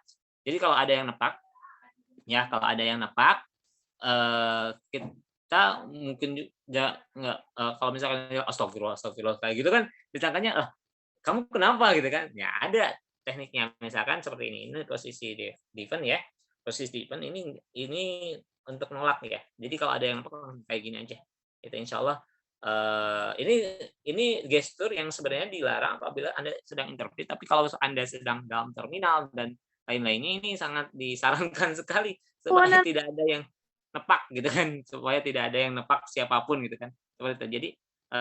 Jadi bisa lakukan seperti ini ya. Oke. Nah, jadi all hipnosis, self hipnosis. Setiap hipnosis adalah self hipnosis seperti itu. Oke. Jadi hipnosis tidak akan bisa apabila si klien itu tidak menyetujuinya. Seperti itu sebenarnya ya. Oke, next lanjut. Nah, building report ya yang tadi ya. Visual, lihat terang gelap, benderang hitam putih dan lainnya, auditorial dengar katanya sunyi senyap ribut gemerisik, kinestetik rasa pegal lelah. Nah, minimalnya adalah menggunakan FAK ini ya, visual, auditory, kinestetik udah cukup sebenarnya. Oke, lanjut. Next. Nah, ini yang tadi ya, pacing leading ya. Pacing ini adalah upaya untuk melakukan penyesuaian dengan lawan bicara sehingga terjadi kesamaan menimbulkan rasa percaya dan mau mengikutinya apa yang diinginkannya. Penyesuaian meliputi representasional sistem, kemudian komunikasi, kata-kata, nada, gerak tubuh, motivasi, pakaian, gitu kan. Nah, jadi pacing ini adalah misalkan seperti apa ya? Yeset lah kalau kita pahamnya yeset ya. Misalkan, kalau misalkan seorang istri, ya bahasanya kayak gini ya, kalau misalkan seorang istri, itu kan harus nurut sama suami, tetapi kita nggak bisa bilang kayak gini, Neng kamu teh pemajikan saya, kamu teh istri saya, kamu teh harus nurut sama A," gitu kan. Mungkin dia nggak akan terpaksa nurut juga, tapi kalau kita bahasanya seperti ini, menggunakan bahasa-bahasa persuasif, ya, persuasif terselubung, bahasa kayak gini ya kalau kayak singkat, "Neng, A yakin kok, A percaya, Neng kan baik, ya," gitu kan, "Neng kan soleh, ya," gitu kan. Pastinya Neng nurut dong sama A. Coba ibu-ibu di sini, lebih enak kata-kata yang mana? Misalkan kayak barusan ya, "Neng tuh harus nurut sama A," gitu kan. Yang kedua, "Neng itu baik, Neng itu soleha," pastinya nurut dong sama A. Lebih enak yang pakai yang mana? Pastinya dengan bahasa yang kedua. Nah, inilah yang disebut dengan pacing gitu kan. Ada bahasa bahasa dalam hipnosis itu namanya persuasif terselubung gitu kan. Kayak kalau misalkan, dalam sales call ya, "Apa benar ini dengan saudara Z ya? Saya Ejah ya? Ya. Z? Ya. E? Ya. A." Nah, itu tanpa kita sadari kita ikuti aja gitu kan, seperti itu. Jadi kalau misalkan ada yang nelpon kemudian diarahkan, "Ya iya iya," tutup aja gitu. Itu lagi mau diarahkan nih, mau melakukan passing leading nih gitu kan, hati-hati gitu kan, hati-hati. Jadi itu sih saran saya apabila Anda mau terhindar dari kejahatan yang dikatakan hipnosis ini gitu kan, gitu. Jadi, itu sih bahasa-bahasanya, jadi harus dihindari kalau misalnya kayak gitu. Jadi kalau di sisi jalan ya, ada sales yang menawarkan misalkan, "Bapak menggunakan pasta gigi," misalkan inisialnya P, "Oh iya, Bapak orang Tasik." "Oke, karena Bapak menggunakan pasta gigi itu, maka Bapak berhak mendapatkan hadiah. Tapi sebelumnya, Bapak saya kasih pertanyaan dulu ya, Bapak orang Tasikmalaya?" "Iya." "Oke." Kemudian Bapak jawab dulu pertanyaan ini dan semuanya jawabannya iya iya iya iya iya. Kemudian, "Oh, Bapak karena orang Tasikmalaya menggunakan pasta gigi merek," misalnya Pepsodent lah kayak gitu ya, "maka Bapak berhak mendapatkan hadiah dan Bapak juga sudah menjawab ini dengan benar gitu kan, kan kita senang ya. Dan hadiahnya adalah berupa parfum yang harganya boleh dilihat Pak, misalkan harganya itu 1.000.000 jadi berapa, jadi 250.000 gitu kan. Nah, kita tuh tanpa sadari kita tuh beli aja padahal nggak penting-penting amat itu parfum gitu kan. Nah, kayak gitu. Ini menggunakan bahasa-bahasa apa ya, hypnoselling ya disebutnya itu ya, seperti itu. Oke, lanjut next ya. Nah, samakan ya dalam building report ini adalah samakan bahasa, gelombang, frekuensi, nada, sentuhan, langkah, pandangan, tatapan, cara berpikir, citra, atau gambar seperti itu ya. Ini dalam building report untuk mempengaruhi seseorang ya dalam menggunakan hipnosis ya. Nah, next. Waduh, ini slide-nya masih agak banyak ya. Jadi biar dipersingkat. Oke. Next ya. Next. Nah, ini building report, mirroring, leading, nanti saya jelaskan secara rincinya di pertanyaan aja. Boleh next, Kang Ilham? Walking hypnosis, langsung ke walking hypnosis aja. Nah, ini terjadi walking hypnosis ya. Jadi dalam modern hipnosis itu siapa namanya Milton Erickson itu hipnosis tanpa menidurkan itu kan kalau kata James Clear asalnya mau diubah jadi monoideisme ya. Cuman sudah terlanjur terkenal jadi sama Milton Erickson tetap menggunakan bahasa hipnosis dan disebutnya adalah walking hypnosis. Jadi walking hypnosis adalah hipnosis dalam keadaan bangun, mata terbuka dan hanya dapat dilakukan setelah terjadi connect antara subjek dan juga penghipnotis. Jadi connect ini umumnya terjadi setelah proses tes suggestivity. Ada namanya dalam hipnosis itu ada tes suggestivity. Makanya nanti alangkah lebih bagusnya sih nanti ikut pelatihannya. Boleh nanti dilihat di IG klinik BTH underscore eh, apa psikoterapi, hipnoterapi atau misalkan @rumah Niis atau @kangzia underscore semoga kita semua bahagia gitu kan, amin. Jadi boleh dilihat di sana untuk pelatihan-pelatihannya. Dan nanti tanggal akhir bulan akhir bulan Februari ini ada pelatihan di Hotel Amiris Tasik. Boleh silahkan mau ikut pelatihan juga tanggal berapa? Tanggal 26, 27 ya, tanggal 26, 27. Jadi ada pelatihan juga di Hotel Ameris. Mau ikutan silahkan boleh nanti saya share ya untuk info yang lebih lanjut. Oke, lanjut aja ya. Soalnya ini kita persingkat. Oke, lanjut brainwave ya. Nah, ini menggunakan alat EEG itu ya. Jadi kita itu dalam gelombang otak itu ada beta, alfa, theta dan juga delta ya. Beta itu daerah superaktif dengan 5 sampai 9 fokus secara bergantian secara cepat ya. Sama seperti kita sadar dan lain-lainnya seperti itu. Beta itu dalam kondisi conscious mind ya, alam sadar, dalam keadaan sadar. Kemudian ada yang namanya alfa, daerah tenang, fokus relatif sedikit. Ini masuk ke dalam subconscious mind atau alam bawah sadar. Tapi kini ini masih matanya terbuka ya kalau alfa ini. Nah, kalau theta ya, daerah sangat tenang, fokus internal gitu kan. Ini bisa matanya tertutup atau misalkan dalam keadaan sholat, meditasi, tenang banget, nyaman banget gitu kan. Nah, hypnosicity masuk di dalam alfa dan juga theta ya. Alam bawah sadar subconscious mind itu adalah di alfa sama theta. Jadi kalau alfa ya masih bisa dibuka matanya ya, tapi kalau theta biasanya sambil tertutup matanya dan sangat nyaman sekali. Kemudian ada delta, tidur normal, tidur nyantai, rileks dan lain-lainnya seperti itu ya. Nah ini gelombang otak, bukan berarti oh delta itu apa corona bukan ya. Ini gelombang otak ya udah lama sih apa penelitiannya mungkin nggak ada ya, belum ada ya mungkin apa yang lainnya ini beta, theta dan delta ya seperti itu. Oke, next boleh.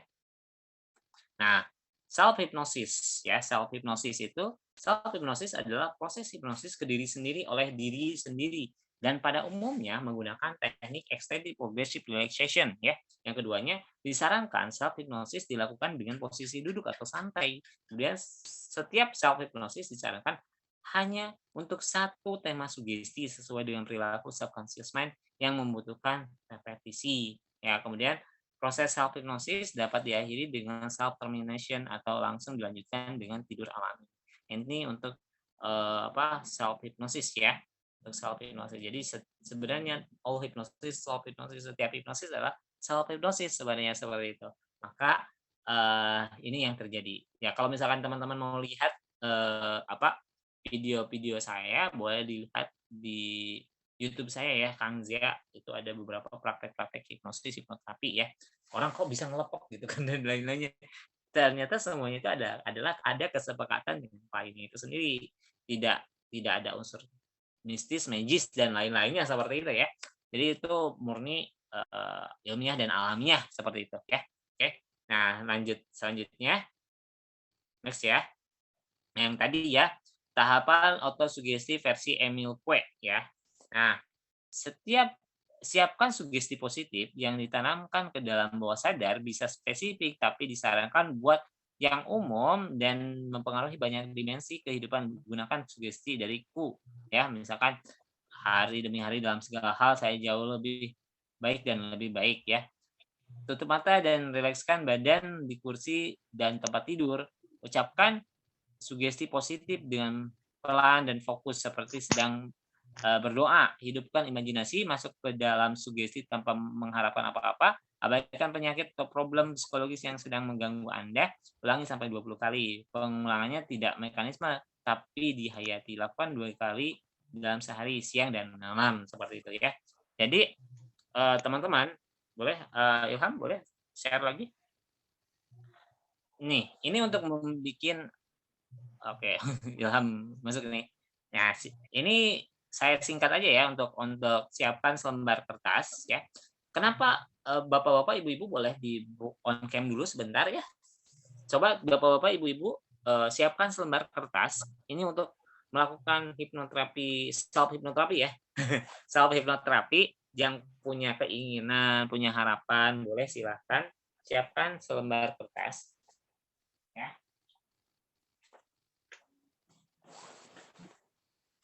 Siapkan selembar kertas. Kemudian kertas tersebut ya. Nah, siapkan selembar kertas. Kemudian siapkan untuk, boleh dibuka. Coba on cam dulu ya, biar saya kelihatan nih. Nah, siap Pak Herin, terima kasih. Kemudian yang lainnya boleh dibuka dulu. Di on cam dulu ya.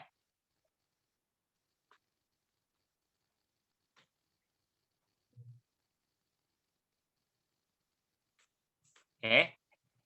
Oke, yang lainnya boleh dibuka. Biar saya lihat, biar bisa saya lihat juga ya. Oke.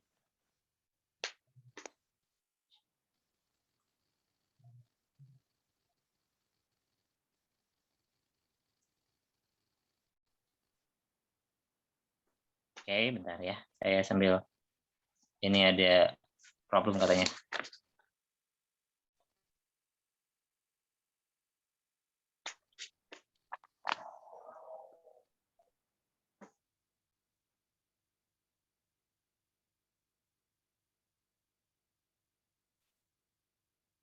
Nah, siapkan selembar kertas, kemudian siap-siap untuk menulis harapan Anda. Ya, siap-siap untuk menulis harapan Anda. Yang untuk beragama Islam bisa diawali menulis dengan baca dengan tulisan basmalah ya. Lalu tulis kalimat ini ya. Kenapa harus ditulis? Karena kenapa harus ditulis? Karena Karena menulis mengingat itu mudah. Mengingat itu mudah, sedangkan mengingat itu susah, menulis itu mudah gitu kan. Mengingat itu susah, menulis itu mudah, maka tulislah untuk mudah diingat gitu ya. Jadi seperti itu. Jadi mengingat itu susah, menulis itu mudah, maka tulislah untuk mudah diingat. Nah ini, siap-siap untuk menulis harapan Anda. Yang pertama, untuk yang beragama Islam, awali menulis dengan bacaan basmalah dulu, Bismillahirrahmanirrahim. Lalu tulis kalimat ini, mulai saat ini dan seterusnya, saya harus gitu kan. Saya harus apa? Misalkan saya harus bahagia, saya harus sukses, saya harus bijaksana dan lain-lainnya. Silakan tulis aja. Ini yang dinamakan dengan hukum law of attraction, apa yang sering kita ucapkan itu yang terjadi. Kemudian simpan kertas harapan tersebut, baca 3 kali setiap pagi dan setiap malam. Untuk yang beragama Islam bisa dibaca setelah sholat subuh dan setelah sholat isya ya, selama 21 hari tanpa terputus. Nah, kenapa harus 21 hari? Karena tadi ya saya jelaskan juga biar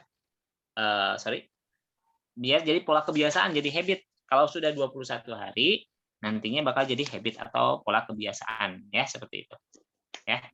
Jadi seperti itu. Jadi, Bapak-bapak, Ibu-ibu, alangkah lebih bagusnya ditulis ya, ditulis, kemudian silakan tulis, kemudian tulis kata-kata ini. Bismillahirrahmanirrahim, mulai saat ini dan seterusnya, saya harus, dan lain-lainnya. Oke? Oke. Coba saya kasih kesempatan untuk 2 menit untuk menulis harapannya ya.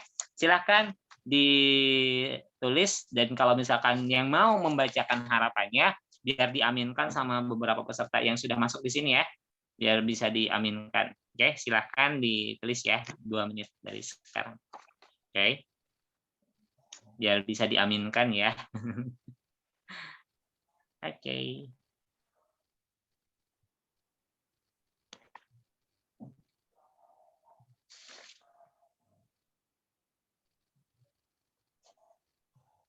Oke, ada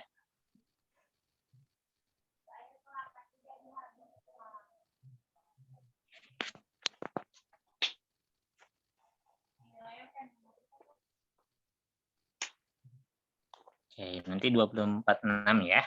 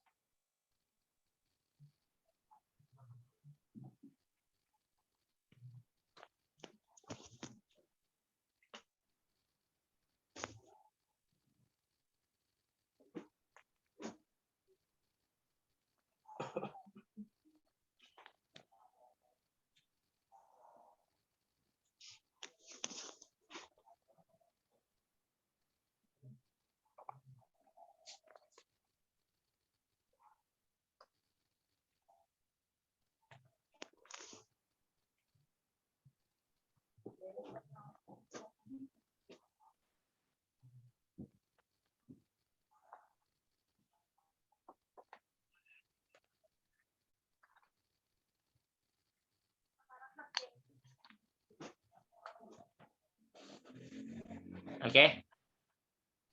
Siap, silakan barangkali ada yang mau membacakannya. Membacakan harapannya, silakan. Bentar. Barangkali ada yang mau membacakannya, silakan bisa raise hand ya. Barangkali ada yang mau membacakan harapannya. Ada?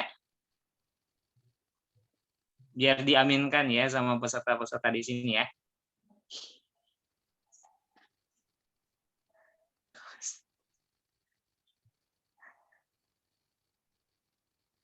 Oke.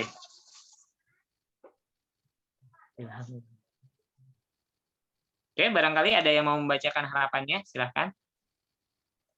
Pak Aksin ya, siapa itu ya?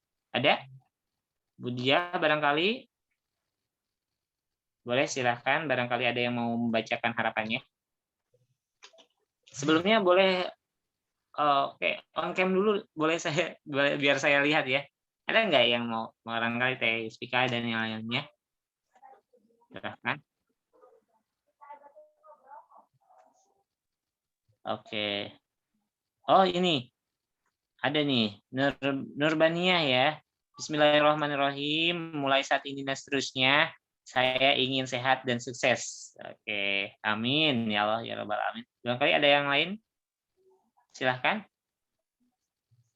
Oke, Bu Nurbania boleh dibacakan saja nggak? Kalau misalkan nggak mau di on cam kan nggak apa-apa, biar langsung diaminkan sama yang lainnya. Oke. Boleh Bu Nurbania? Ada nggak Bu Nurbania? Oke, boleh dibacakan Bu harapannya? Bismillahirrahmanirrahim. Mulai saat ini dan seterusnya saya ingin sehat dan sukses. Amin. Amin ya Allah ya Rabbal alamin ya. Ini bagus banget ya kalau misalkan nanti Ibu membacakan harapan ini setiap pagi sama setiap malam ya. Kalau sebagai umat Islam habis sholat subuh sama habis sholat isya, tapi kalau misalkan Ibu lagi ada halangan bisa dibaca setiap pagi sama setiap malam ya, baca ya 3 kali minimal. Nah, kalau kita lakukan pemaksaan itu 21 hari, Bu. Ya. Kenapa harus 21 hari? Jadi kesana itu jadi pola kebiasaan. Ya. Kalau di Islam itu ada 40 hari ya, sholat berjamaah tanpa terputus gitu kan. Zikir tanpa terputus gitu kan. Itu apa ya istilahnya, harapan kita insya Allah terwujud. Karena jadi gitu. Ini yang dinamakan dengan hukum law of attraction. Apa yang sering kita ucapkan itu yang terjadi. Seperti ada dalam hadis diskusi ya, Allah beserta prasangka hambanya. Kalau hambanya prasangka yang baik, maka Allah kasih yang baik. Kalau hambanya prasangka yang jelek, Allah kasih yang jelek. Ucapan adalah doa, kata-kata bisa menyihir, dan lain-lainnya banyak lah istilah-istilahnya seperti itu.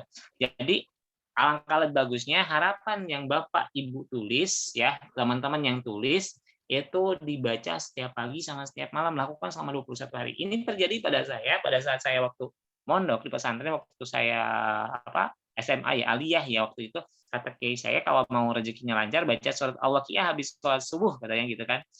Saya tuh baca aja gitu kan. Waktu saya S1, S2 gitu kan saya baca gitu kan. Jadi kalau hari itu saya nggak baca, saya kayak ada hutang gitu kan. Seperti itu. Itu menjadi suatu apa ya? Kebiasaan. Kalau hari itu saya belum baca, kayak ada hutang dan deg-degan gitu kan. Tapi itu adalah kebiasaannya yang baik gitu kan seperti itu. Nah, alangkah lebih bagusnya ini harus ditulis ya. ini harus ditulis, kemudian harus ditulis, kemudian yang keduanya adalah karena mengingat itu mudah, menulis itu susah ya. Mengingat itu susah, menulis itu mudah. Maka tulislah agar mudah diingat. Ingat sekali lagi, mengingat itu susah, menulis itu mudah, maka tulislah agar mudah diingat. Jadi dalam motivasi seminar, motivasi dan lain-lainnya pasti ada silakan menulis dan lain-lain. Oke, seperti itu. Oke, mungkin seperti itu. Boleh dilanjut sama moderator ya. Tadi Ilham ada gangguan, boleh dilanjut sama Arsi. Arsi bisa dengar suara saya? Halo? Oke. Oke, boleh dikembalikan lagi ke moderator atau misalkan ada ini ada Arsi, ada Bang Lubis, boleh silakan. Silakan dikembalikan sama moderator. Oke, mungkin itu saja yang bisa saya sampaikan. Kurang lebihnya mohon maaf. Wabillahi taufiq wal hidayah. Wassalamualaikum warahmatullahi wabarakatuh. Oke, saya serahkan kepada moderator.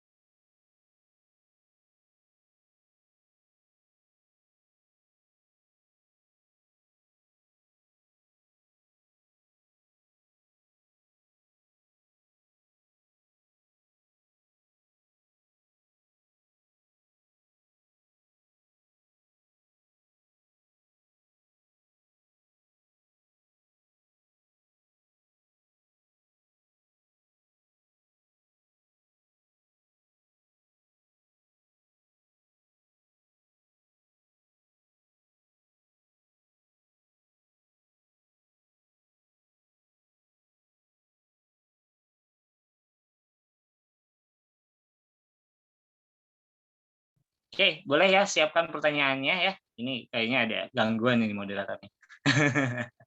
Oke, silakan.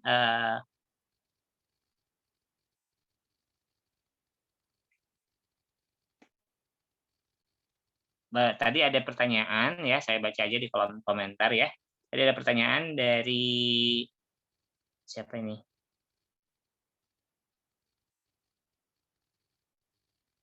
Ya. Jadi ada pertanyaan dari Bu Sonia ya, Mbak Sonia. Apakah dalam sesi hipnoterapi hanya diberikan sugesti saja? Sebenarnya tidak juga ya.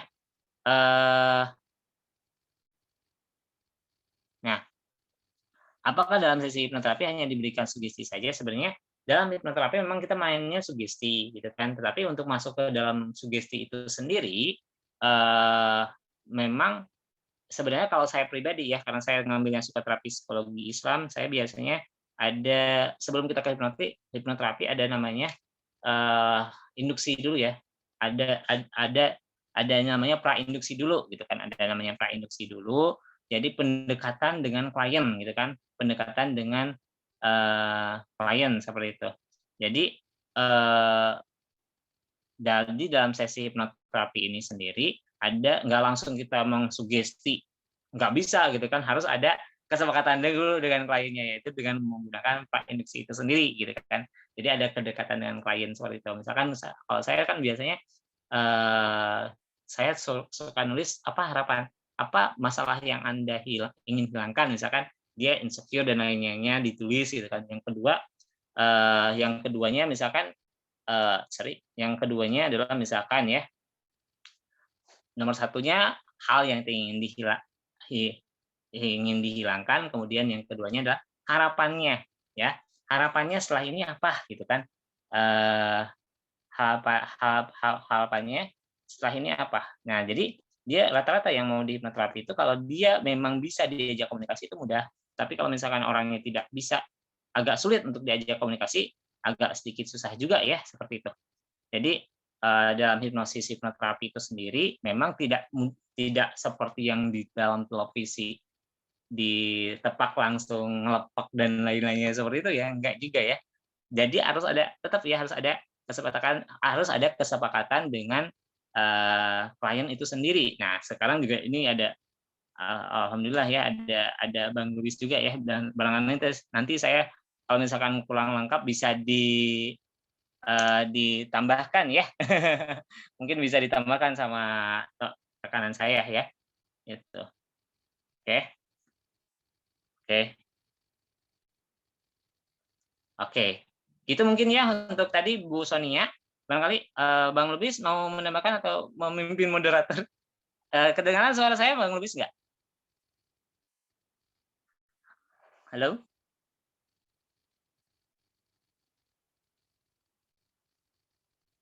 Oke, bentar ya. Ini ya, kawan-kawan rumah nisnya sinyalnya katanya jelek ya. Oke, bisa yang kalau mau bertanya silakan langsung aja ya. Langsung saja, barangkali ada yang mau bertanya bisa langsung. Enggak, misalnya mau langsung apa?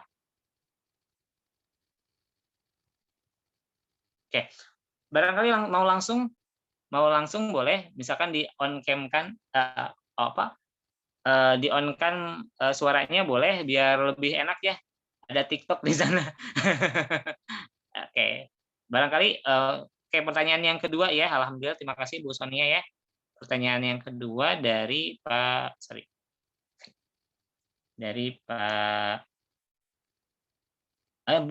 Bu Suraya Al-Zahra. Oke. Barangkali mau langsung saja Mbak Suraya atau mau dibacakan? Boleh? Kalau mau silahkan dibaca silahkan langsung saja. Atau mau saya bacakan? Ya. Oh, oke, siap berarti dibacakan ya. Assalamualaikum Kang Z. Saya izin bertanya, setahu saya lucid dream membutuhkan kemampuan self hipnosis. Apakah kita bisa melakukan self hipnosis maka otomatis kita juga bisa melakukan lucid dream, dan apakah ada batasan waktu untuk durasi maksimal untuk melakukan self hipnosis gitu kan? Oke, ini menarik sekali ya lucid dream ya.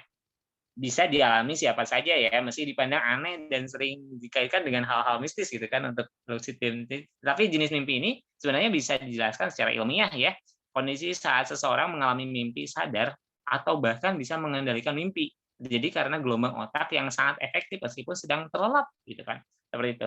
Jadi lucid dream adalah merupakan salah satu fenomena mimpi yang kondisi ini terjadi saat seseorang sedang bermimpi di tengah tidurnya dan sadar bahwa ia tengah bermimpi. Karena itu kondisi ini sering disebut dengan istilah mimpi sadar. Ternyata ada penjelasan ilmiahnya di balik lucid dream ini. Dan mengapa hal ini bisa terjadi? Ya, jadi saat mengalami lucid dream, seseorang akan merasa seolah melihat kejadian tertentu yang melibatkan diri sendiri. Kejadian tersebut bisa saja pengalaman masa lalu atau hal yang bahkan belum pernah dialami sebelumnya. Fenomena ini nyatanya cukup umum dan bisa dialami oleh siapa saja. Mimpi sadar biasanya terjadi pada tahap tidur rapid eye movement atau REM ya. Gerakan mata cepat kayak gini nih, matanya tuh gerak-gerak kayak gitu ya. Ini sebenarnya kalau misalkan ada anak, kemudian Anda mensugesti pada saat kondisi REM ini bisa masuk ke dalam alam bawah sadarnya itu sendiri ya. Jadi fase lucid dream yang perlu diketahui juga, fase tidur manusia itu dibagi menjadi 2 tahapan ya. Ada tahapan rapid eye movement, kemudian ada non rapid eye movement ya. Seperti jenis mimpi lainnya, lucid dream biasanya terjadi pada tahap rapid eye movement. Fase ini merupakan fase di mana otak sangat aktif saat tidur. Gelombang otak yang masih aktif ini membuat seseorang merasa berada di tengah fase tidur dan juga terjaga. Nah, kondisi ini yang membuat fenomena mimpi termasuk lucid dream terjadi. orang yang mengalami mimpi sadar biasanya masih akan mengingat mimpi yang dialaminya, meskipun sudah terbangun dan dari tidurnya. Hal ini berbeda dengan mimpi biasa yang biasanya akan dilupakan begitu saja setelah tidur tertentu ya, berlalu. Kondisi begitu mimpi sadar sebenarnya bukanlah hal yang berbahaya atau harus diwaspadai. Jenis mimpi ini nyatanya umumnya terjadi pada orang dewasa. Selain itu, lucid dream juga jarang memiliki efek negatif bagi kesehatan tubuh seperti mimpi dalam tidur lainnya. Orang yang mengalami kondisi ini biasanya akan terbangun di pagi hari tanpa menunjukkan gejala-gejala tertentu. Selain fase alami, lucid dream juga disebut berkaitan dengan kebiasaan meditasi seseorang. Katanya, ya, orang yang sering melakukan meditasi atau relaksasi atau self hypnosis cenderung lebih mudah mengalami fenomena mimpi sadar. Sebab meditasi atau self hypnosis ini disebut bisa membantu seseorang untuk lebih rileks dan tenang sehingga bisa meningkatkan kualitas tidur dan membuat mimpi yang dialami mungkin terasa lebih nyata seperti itu. Jadi emang harus orang-orang yang sedang bisa dimanfaatkan untuk terapi ya. Lucid dream diyakini memiliki manfaat salah satunya untuk terapi. Dalam hal ini, mimpi sadar atau kemampuan mengendalikan mimpi disebut bisa membantu mengatasi mimpi buruk. Bahkan terapi yang tepat disebut bisa mengatasi mimpi buruk yang terjadi berulang ya, sehingga mempengaruhi kondisi tubuh dan kualitas tidur seseorang. Bantuan ahli terapi misalkan dalam menerapkan terapi lucid dream akan memberi kemampuan seseorang untuk mengontrol diri termasuk saat bermimpi atau mengalami mimpi buruk. Selain mengatasi mimpi buruk, terapi mimpi sadar juga disebut berpotensi membantu mengatasi gangguan rasa cemas, fobia, dan lain-lainnya. Itu ya. Jadi sebenarnya Anda intinya adalah sebelum memutuskan untuk menjalani terapi lucid dream ya, cobalah untuk membicarakannya kepada ahlinya gitu kan. Bisa ke psikiater, psikolog, ataupun misalkan psikoterapi ya. Tapi terima kasih banyak ya untuk Mbak untuk pertanyaannya. Memang apakah bisa? Mungkin bisa saja karena memang itu adalah hal fenomena terjadi yang dalam keadaan kita sadar ya. Kemudian kita mengalaminya di dalam keadaan mimpi. Karena kalau kita mensugestikan hal-hal yang positif, misalkan saya bahagia pada saat itu mimpi bahagia gitu kan, itu bisa terjadi gitu kan. Kalau misalkan orang yang misalkan ada banyak hutang kemudian ada masalah, mungkin itu akan kealami lagi di dalam mimpinya, kok saya semakin pusing dan lain-lainnya kayak gitu kan, karena memang di dalam keadaan sadarnya mengafirmasikan, mensugestikan hal seperti itu, intinya seperti itu. Oke, barangkali bisa menjawab ya Mbak Suraya ya. Oke, sudah terjawab ya. Oke, barangkali Bang Lubis bisa ini nggak masuk nggak Bang Lubis? Oh iya, siap Kang. Mohon maaf baru bisa join ini Kang. Oke, nggak apa-apa, makasih banyak ya. Ini ada pertanyaan selanjutnya Kang dari Dewi Lestari. Izin bertanya Kang saya, bagaimana cara untuk kita tidak bagaimana cara untuk kita biar tidak mudah terkena pancing? Seperti Passing, tadi passing kayak pancing. Tidak terkena passingnya, seperti tadi yang menyamakan kesamaan. Oke. Ini dari Mbak Dwi Lestari ya.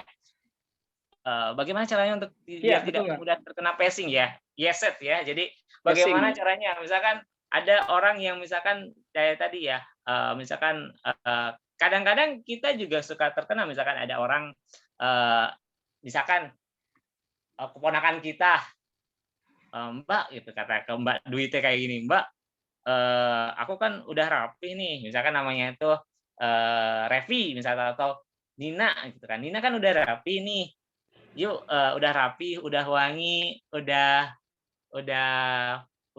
bersih-bersih rumah. Ya aku mau sekarang yuk, tanpa kita sadari kita kayak kehipnosis, akhirnya kita hayu mengiyakan itu gitu kan. Nah, itulah passing ya, passing reading atau persuatrik gitu kan. Tapi kita juga nggak bisa terpengaruh apabila Mbak, yuk kita ke mall sekarang. Kita bisa jawab nanti ya, kapan-kapan ya, kayak gitu ya. Jadi bagaimana caranya untuk tidak termudah, misalkan ada yang nelpon udah menggunakan diakhiri dengan kata iya kayak gitu ya. Kalau sebenarnya dengan belajar seperti ini di sini, Anda sudah bisa hati-hati kalau misalkan ada yang menelpon kayak gitu ya. Jadi harus segera ya udah matikan saja atau kayak tadi ya kalau lagi teman-teman di jalanan posisinya di event tuh kayak gini ya. Jadi kayak gini. Jadi misalkan ini tuh tadi saya udah jelaskan, ini kalau pada saat interview tuh dilarang ya kayak gini tuh, kayak sombong dan lain-lainnya, gestur kayak gitu. Tapi kalau misalkan kita lagi sendiri, misalkan di terminal, ini sangat menurut saya disarankan banget ya. Nah, kenapa? Betul, misalkan kata kiai, kata ustadz kayak tadi saya sebutkan, kalau misalkan kalau untuk menghindari kejahatan hipnosis dan lain-lainnya kayak gitu ya, katanya gitu kan kejahatan hipnosis harus banyak zikir dan lain-lainnya karena zikir dan lain-lainnya seperti itu karena pada saat itu kita fokusnya pada zikir kita. Jadi kalau ada yang nepak gitu kan, kemudian dia mempesing kita untuk meliding kita langsung ingat zikir Allah Allah Allah atau astagfirullahaladzim astagfirullahaladzim. Jadi kita cuma fokus kepada ucapan-ucapan kita gitu kan seperti itu. Jadi dia tidak bisa gitu kan. Tapi takutnya yang nepaknya itu memang sahabat kita. Pas ada yang nepak astagfirullah astagfirullah mungkin kan jadinya kaget gitu sih teman kamu, kenapa kamu gitu kan. Nah, jadi saya sarankan kalau lagi di jalan, lagi sendiri gitu kan, ya saya sarankan sih jangan diundang lah kalau yang kayak gitu ya, misalkan jangan banyak pakai perhiasan yang aneh-aneh gitu kan. Karena ingat kata Bang Napi ya, bahasanya tuh kejahatan bukan ada niat dari pelakunya tapi karena ada kesempatan, waspadalah gitu kan. Jadi jangan pernah diundang misalkan Mbak Dwi jalan-jalan pakai gelang segede jam tangan gelang kalung segede jam tangan yang gede gitu kan emasnya gitu kan, atau misalkan kalungnya banyak emasnya kayak gini, waduh itu mengundang sekali gitu kan. Jadi dimohon Mbak Dwi yang pertama jangan mengundang, yang keduanya adalah kalau misalkan ada yang menggunakan ya kalau lagi sendiri kayak gini ya, karena posisinya pada saat menghipnosis itu biasanya siapa yang menghipnosisnya itu dia itu sebagai kalau misalkan dalam orkestra itu yang mengendalikan lah seperti itu, jadi leadernya lah. Jadi pada saat seperti ini kan kita langsung menolak pada saat ada yang menepak mau apa gitu kan, dia langsung mundur tuh. Nah kayak gitu. Nah, yang keduanya kalau misalkan lewat telepon menggunakan yes chat atau yang tadi diakhiri dengan kata ya, biasanya kan lewat telepon kayak gini. Oh benar dengan Mbak Dwi ya, saya aja ya DWI ya. Apa benar Mbak Dwi menggunakan kartu misalkan Telkomsel halo dan lain-lainnya ya. Kemudian oh iya selamat ya Mbak berhak mendapatkan hadiah dari kami. Sebelumnya kita harus menjawab dulu pertanyaan dari kami ya Mbak. Ya dijawab dengan ya. Hati-hati pada saat itu. Ya, pada saat ada orang menelpon diakhiri dengan kata ya. Ada kemungkinan dia menggunakan resipi sendiri. Oke. Jadi tutup aja. Kalau saya sih dikerjain balik. Bang Lubis mungkin dikerjain balik ya kalau ada yang kayak gitu ya. Suka ada aja, makanya kemarin juga teman-teman dari Rumah Niis juga kalau ada yang kayak gitu langsung tuh jangan dihiraukan hiraukan saja, katanya ada beberapa orang ya yang aku pemateri yang lain, nah katanya minta pulsa gitu. Untuk mereka langsung konfirmasi, aduh hati-hati ya kalau misalkan ada yang seperti itu karena biasanya kena tuh ke yang kontak person gitu kan. Oke, lanjut. Mudah-mudahan ngejawab ya Mbak Dwi ya. Atau kalau YouTuber mungkin bisa jadi konten ya Kang ya. Oh iya. Ini ya. bisa Bang. Oke, barangkali Bang Lubis mau nambahin. Jika masih ada pertanyaan yang lain, silahkan disusulkan jika masih ada. Oke. Oh iya, udah cukup ya kayaknya. Barangkali ada pertanyaan yang lain, boleh silakan. Baik, yang di kolom chat sudah tidak ada pertanyaan, atau mungkin jika ada yang ingin bertanya langsung, jarang-jarang nih bisa tatap muka langsung gitu ya, apalagi dengan Kang Zea begitu dengan kesibukan beliau. Silakan bagi teman-teman boleh melalui kolom chat ataupun diaktifkan. Oh iya, ada dengan Emi Puspitasari. Oke, boleh silakan Bu Emi. Ya terakhir ya. Ya, Assalamualaikum warahmatullahi wabarakatuh. Ya, saya baca-baca buku tentang hipnoterapi. Nah, ada yang saya baca buku tentang ini sama NLP saya baca-baca aja sih, kalau pelatihannya belum pernah ya. Ada tempat kedamaian itu yang dipakai untuk merilekskan atau membuat apa ya, nyaman diri kita. Nah, untuk tempat kedamaian itu apakah dia pilihannya harus tempat-tempat berupa yang ke arah alam ya? Atau bagaimana? Terima kasih. Oke, tempat kenyamanannya ya untuk sesi terapi ya, kayak gitu. Kadang memang harus, saya juga pada saat menterapi orang, saya pada saat prainduksi suka nanya dulu apa yang tempat nyaman bagi dia, gitu kan. Kadang-kadang Bang Lubis ya, Bu Emi ya, kadang-kadang ternyata saya pernah lah teman saya juga lakukan ya. Kita bayangkan berada di sebuah pantai yang sangat indah, kita kan nyaman tuh. Ternyata orang tersebut punya trauma dengan pantai. Ya, pernah tsunami dan lain-lainnya, makanya harus ditanya dulu menurut dia apa sih tempat yang nyaman buat dia gitu kan. Apakah mungkin sebuah taman, apakah sebuah pegunungan. Kalau saya dalam alam bawah sadar, misalkan kita tanya dulu gitu, menurut Anda yang tempat yang paling nyaman itu pegunungan atau pantai. Jikalau Anda lebih senang berada di sebuah pegunungan, gerakan jari tunjuk sebelah kanannya. Kalau misalkan Anda lebih senang berada di sebuah pantai, maka gerakan jari tunjuk sebelah kirinya. Nah, nanti kan dia akan milih tuh. Dan memang hipnosis itu sebenarnya tidak bisa terjadi apabila dia tidak mensetujuinya gitu kan. Hipnosis itu nggak akan terjadi apabila dia tidak mensetujuinya. Kita tuh kayak yang so tahu langsung aja kita bawa ke pantai. Anda berada di sebuah pantai yang sangat indah sekali, dia malah teriak-teriak. Aduh, kenapa Bu? Gitu kan, keringetan. Saya pernah trauma, saya pernah tenggelam sebenarnya dalam waktu naik kendaraan, naik kapal gitu kan, tenggelam di tengah-tengah laut gitu kan. Jadi ada trauma di sana ya. Jadi sebenarnya kalau penghipnoterapi juga harus tanya dulu sebenarnya tempat nyaman bagi si klien itu apa ya, tempat kedamaiannya. Apakah mungkin ada yang membayangkan di sebuah masjid, mungkin ada yang mungkin taman, nggak jadi masalah kita tanya dulu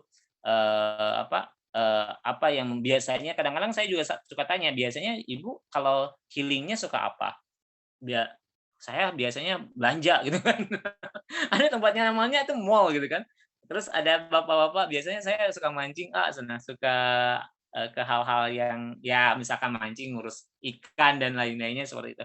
Jadi memang setiap healing orang-orang tuh beda-beda sih Bu. Jadi harus ditanya dulu dalam prainduksi ya, dalam prainduksi bisa ditanyakan dulu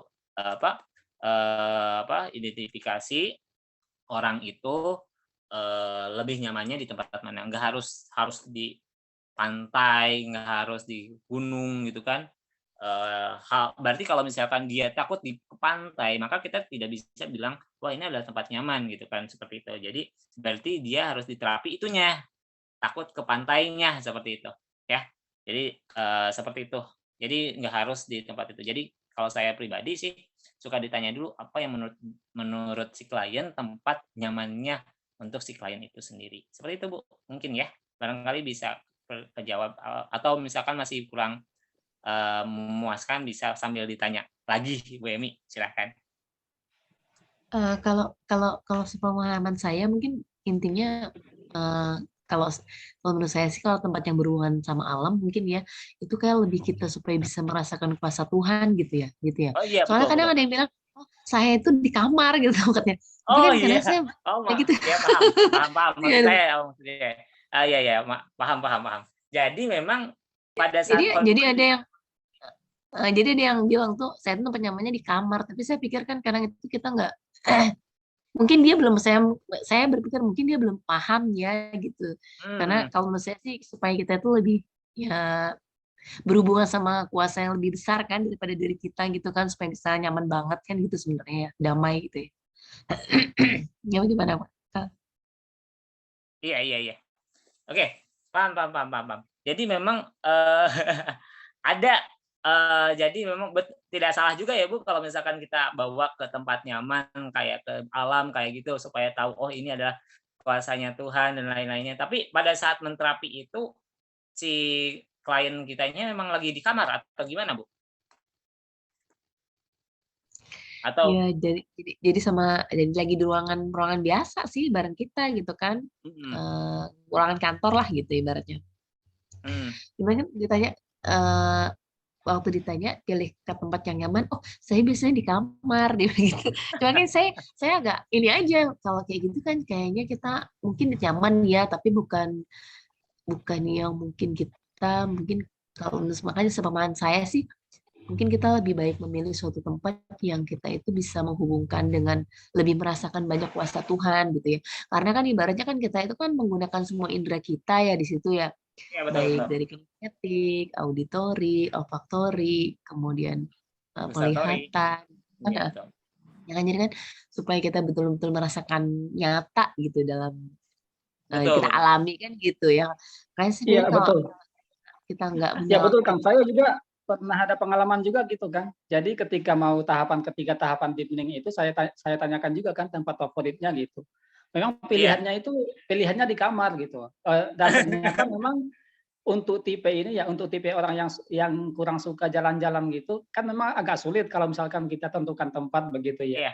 Nah, makanya di situ kita sebagai hipnoterapis juga ini juga ya harus kita kan sebenarnya ngikut kepada kliennya ya, kita harus ngikutin, Iya. jangan dipaksakan harus di pantai di ini gitu. Namun pada intinya bisa juga kita antisipasi kalau misalkan pilihannya di kamar, kita bisa juga berimajinasi ciptakan suasana kamar yang paling nyaman, mulai warnanya, kemudian hiasan-hiasannya begitu, bisa diatasi dengan seperti itu. Mungkin itu Kang ininya, pengalaman dari saya juga gitu. Oke, betul banget. Terima kasih tambahannya Bang Lubis, betul. Sebenarnya bisa juga sih sebenarnya menggunakan passing leading ya, apabila dia sepakat, Bang.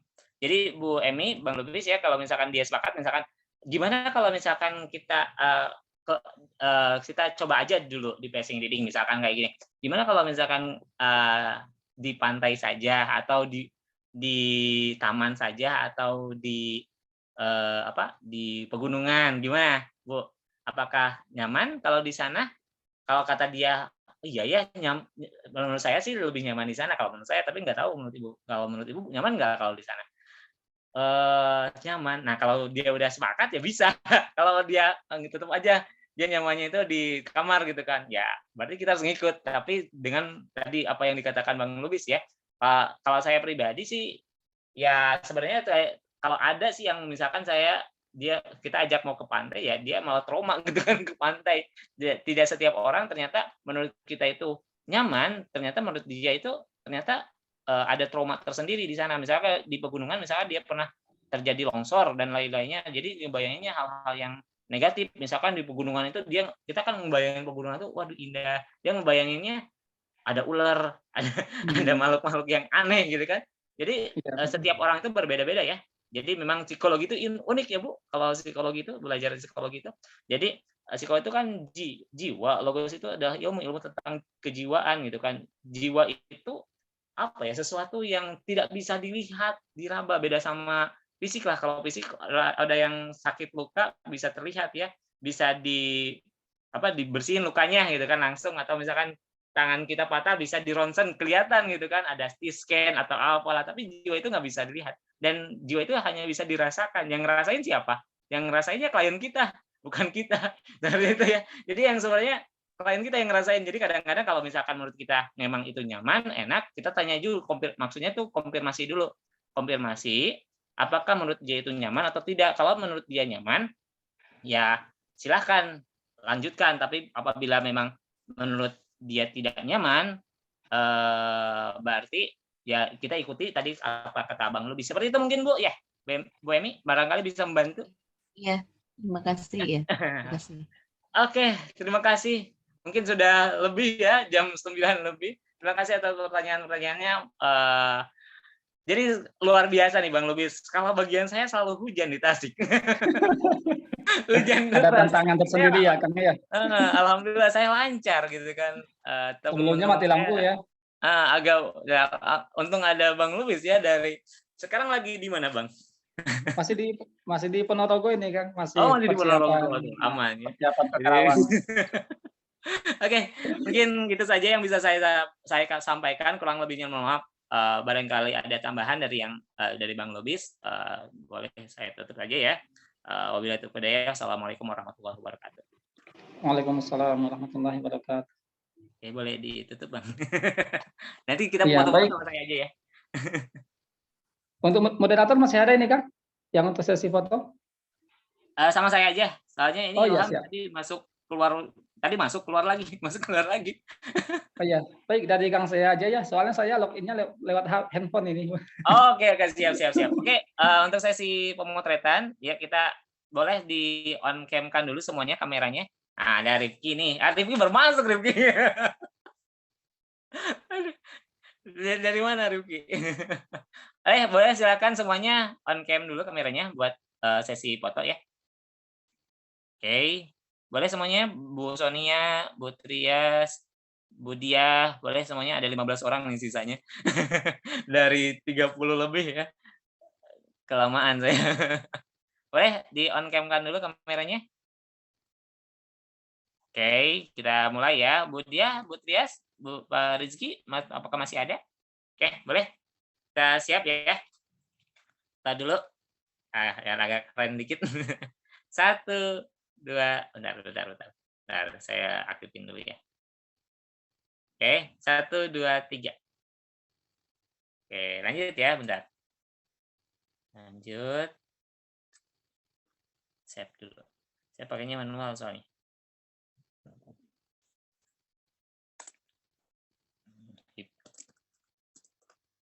Oke. Lagi ya.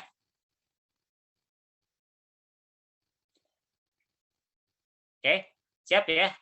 Terima kasih Teh Siti. Teh Siti kok nggak ada lagi? Betul lagi Teh. Teh Siti siap ya? Siap ya? 1, 2, 3. Oke, lanjut. Oke.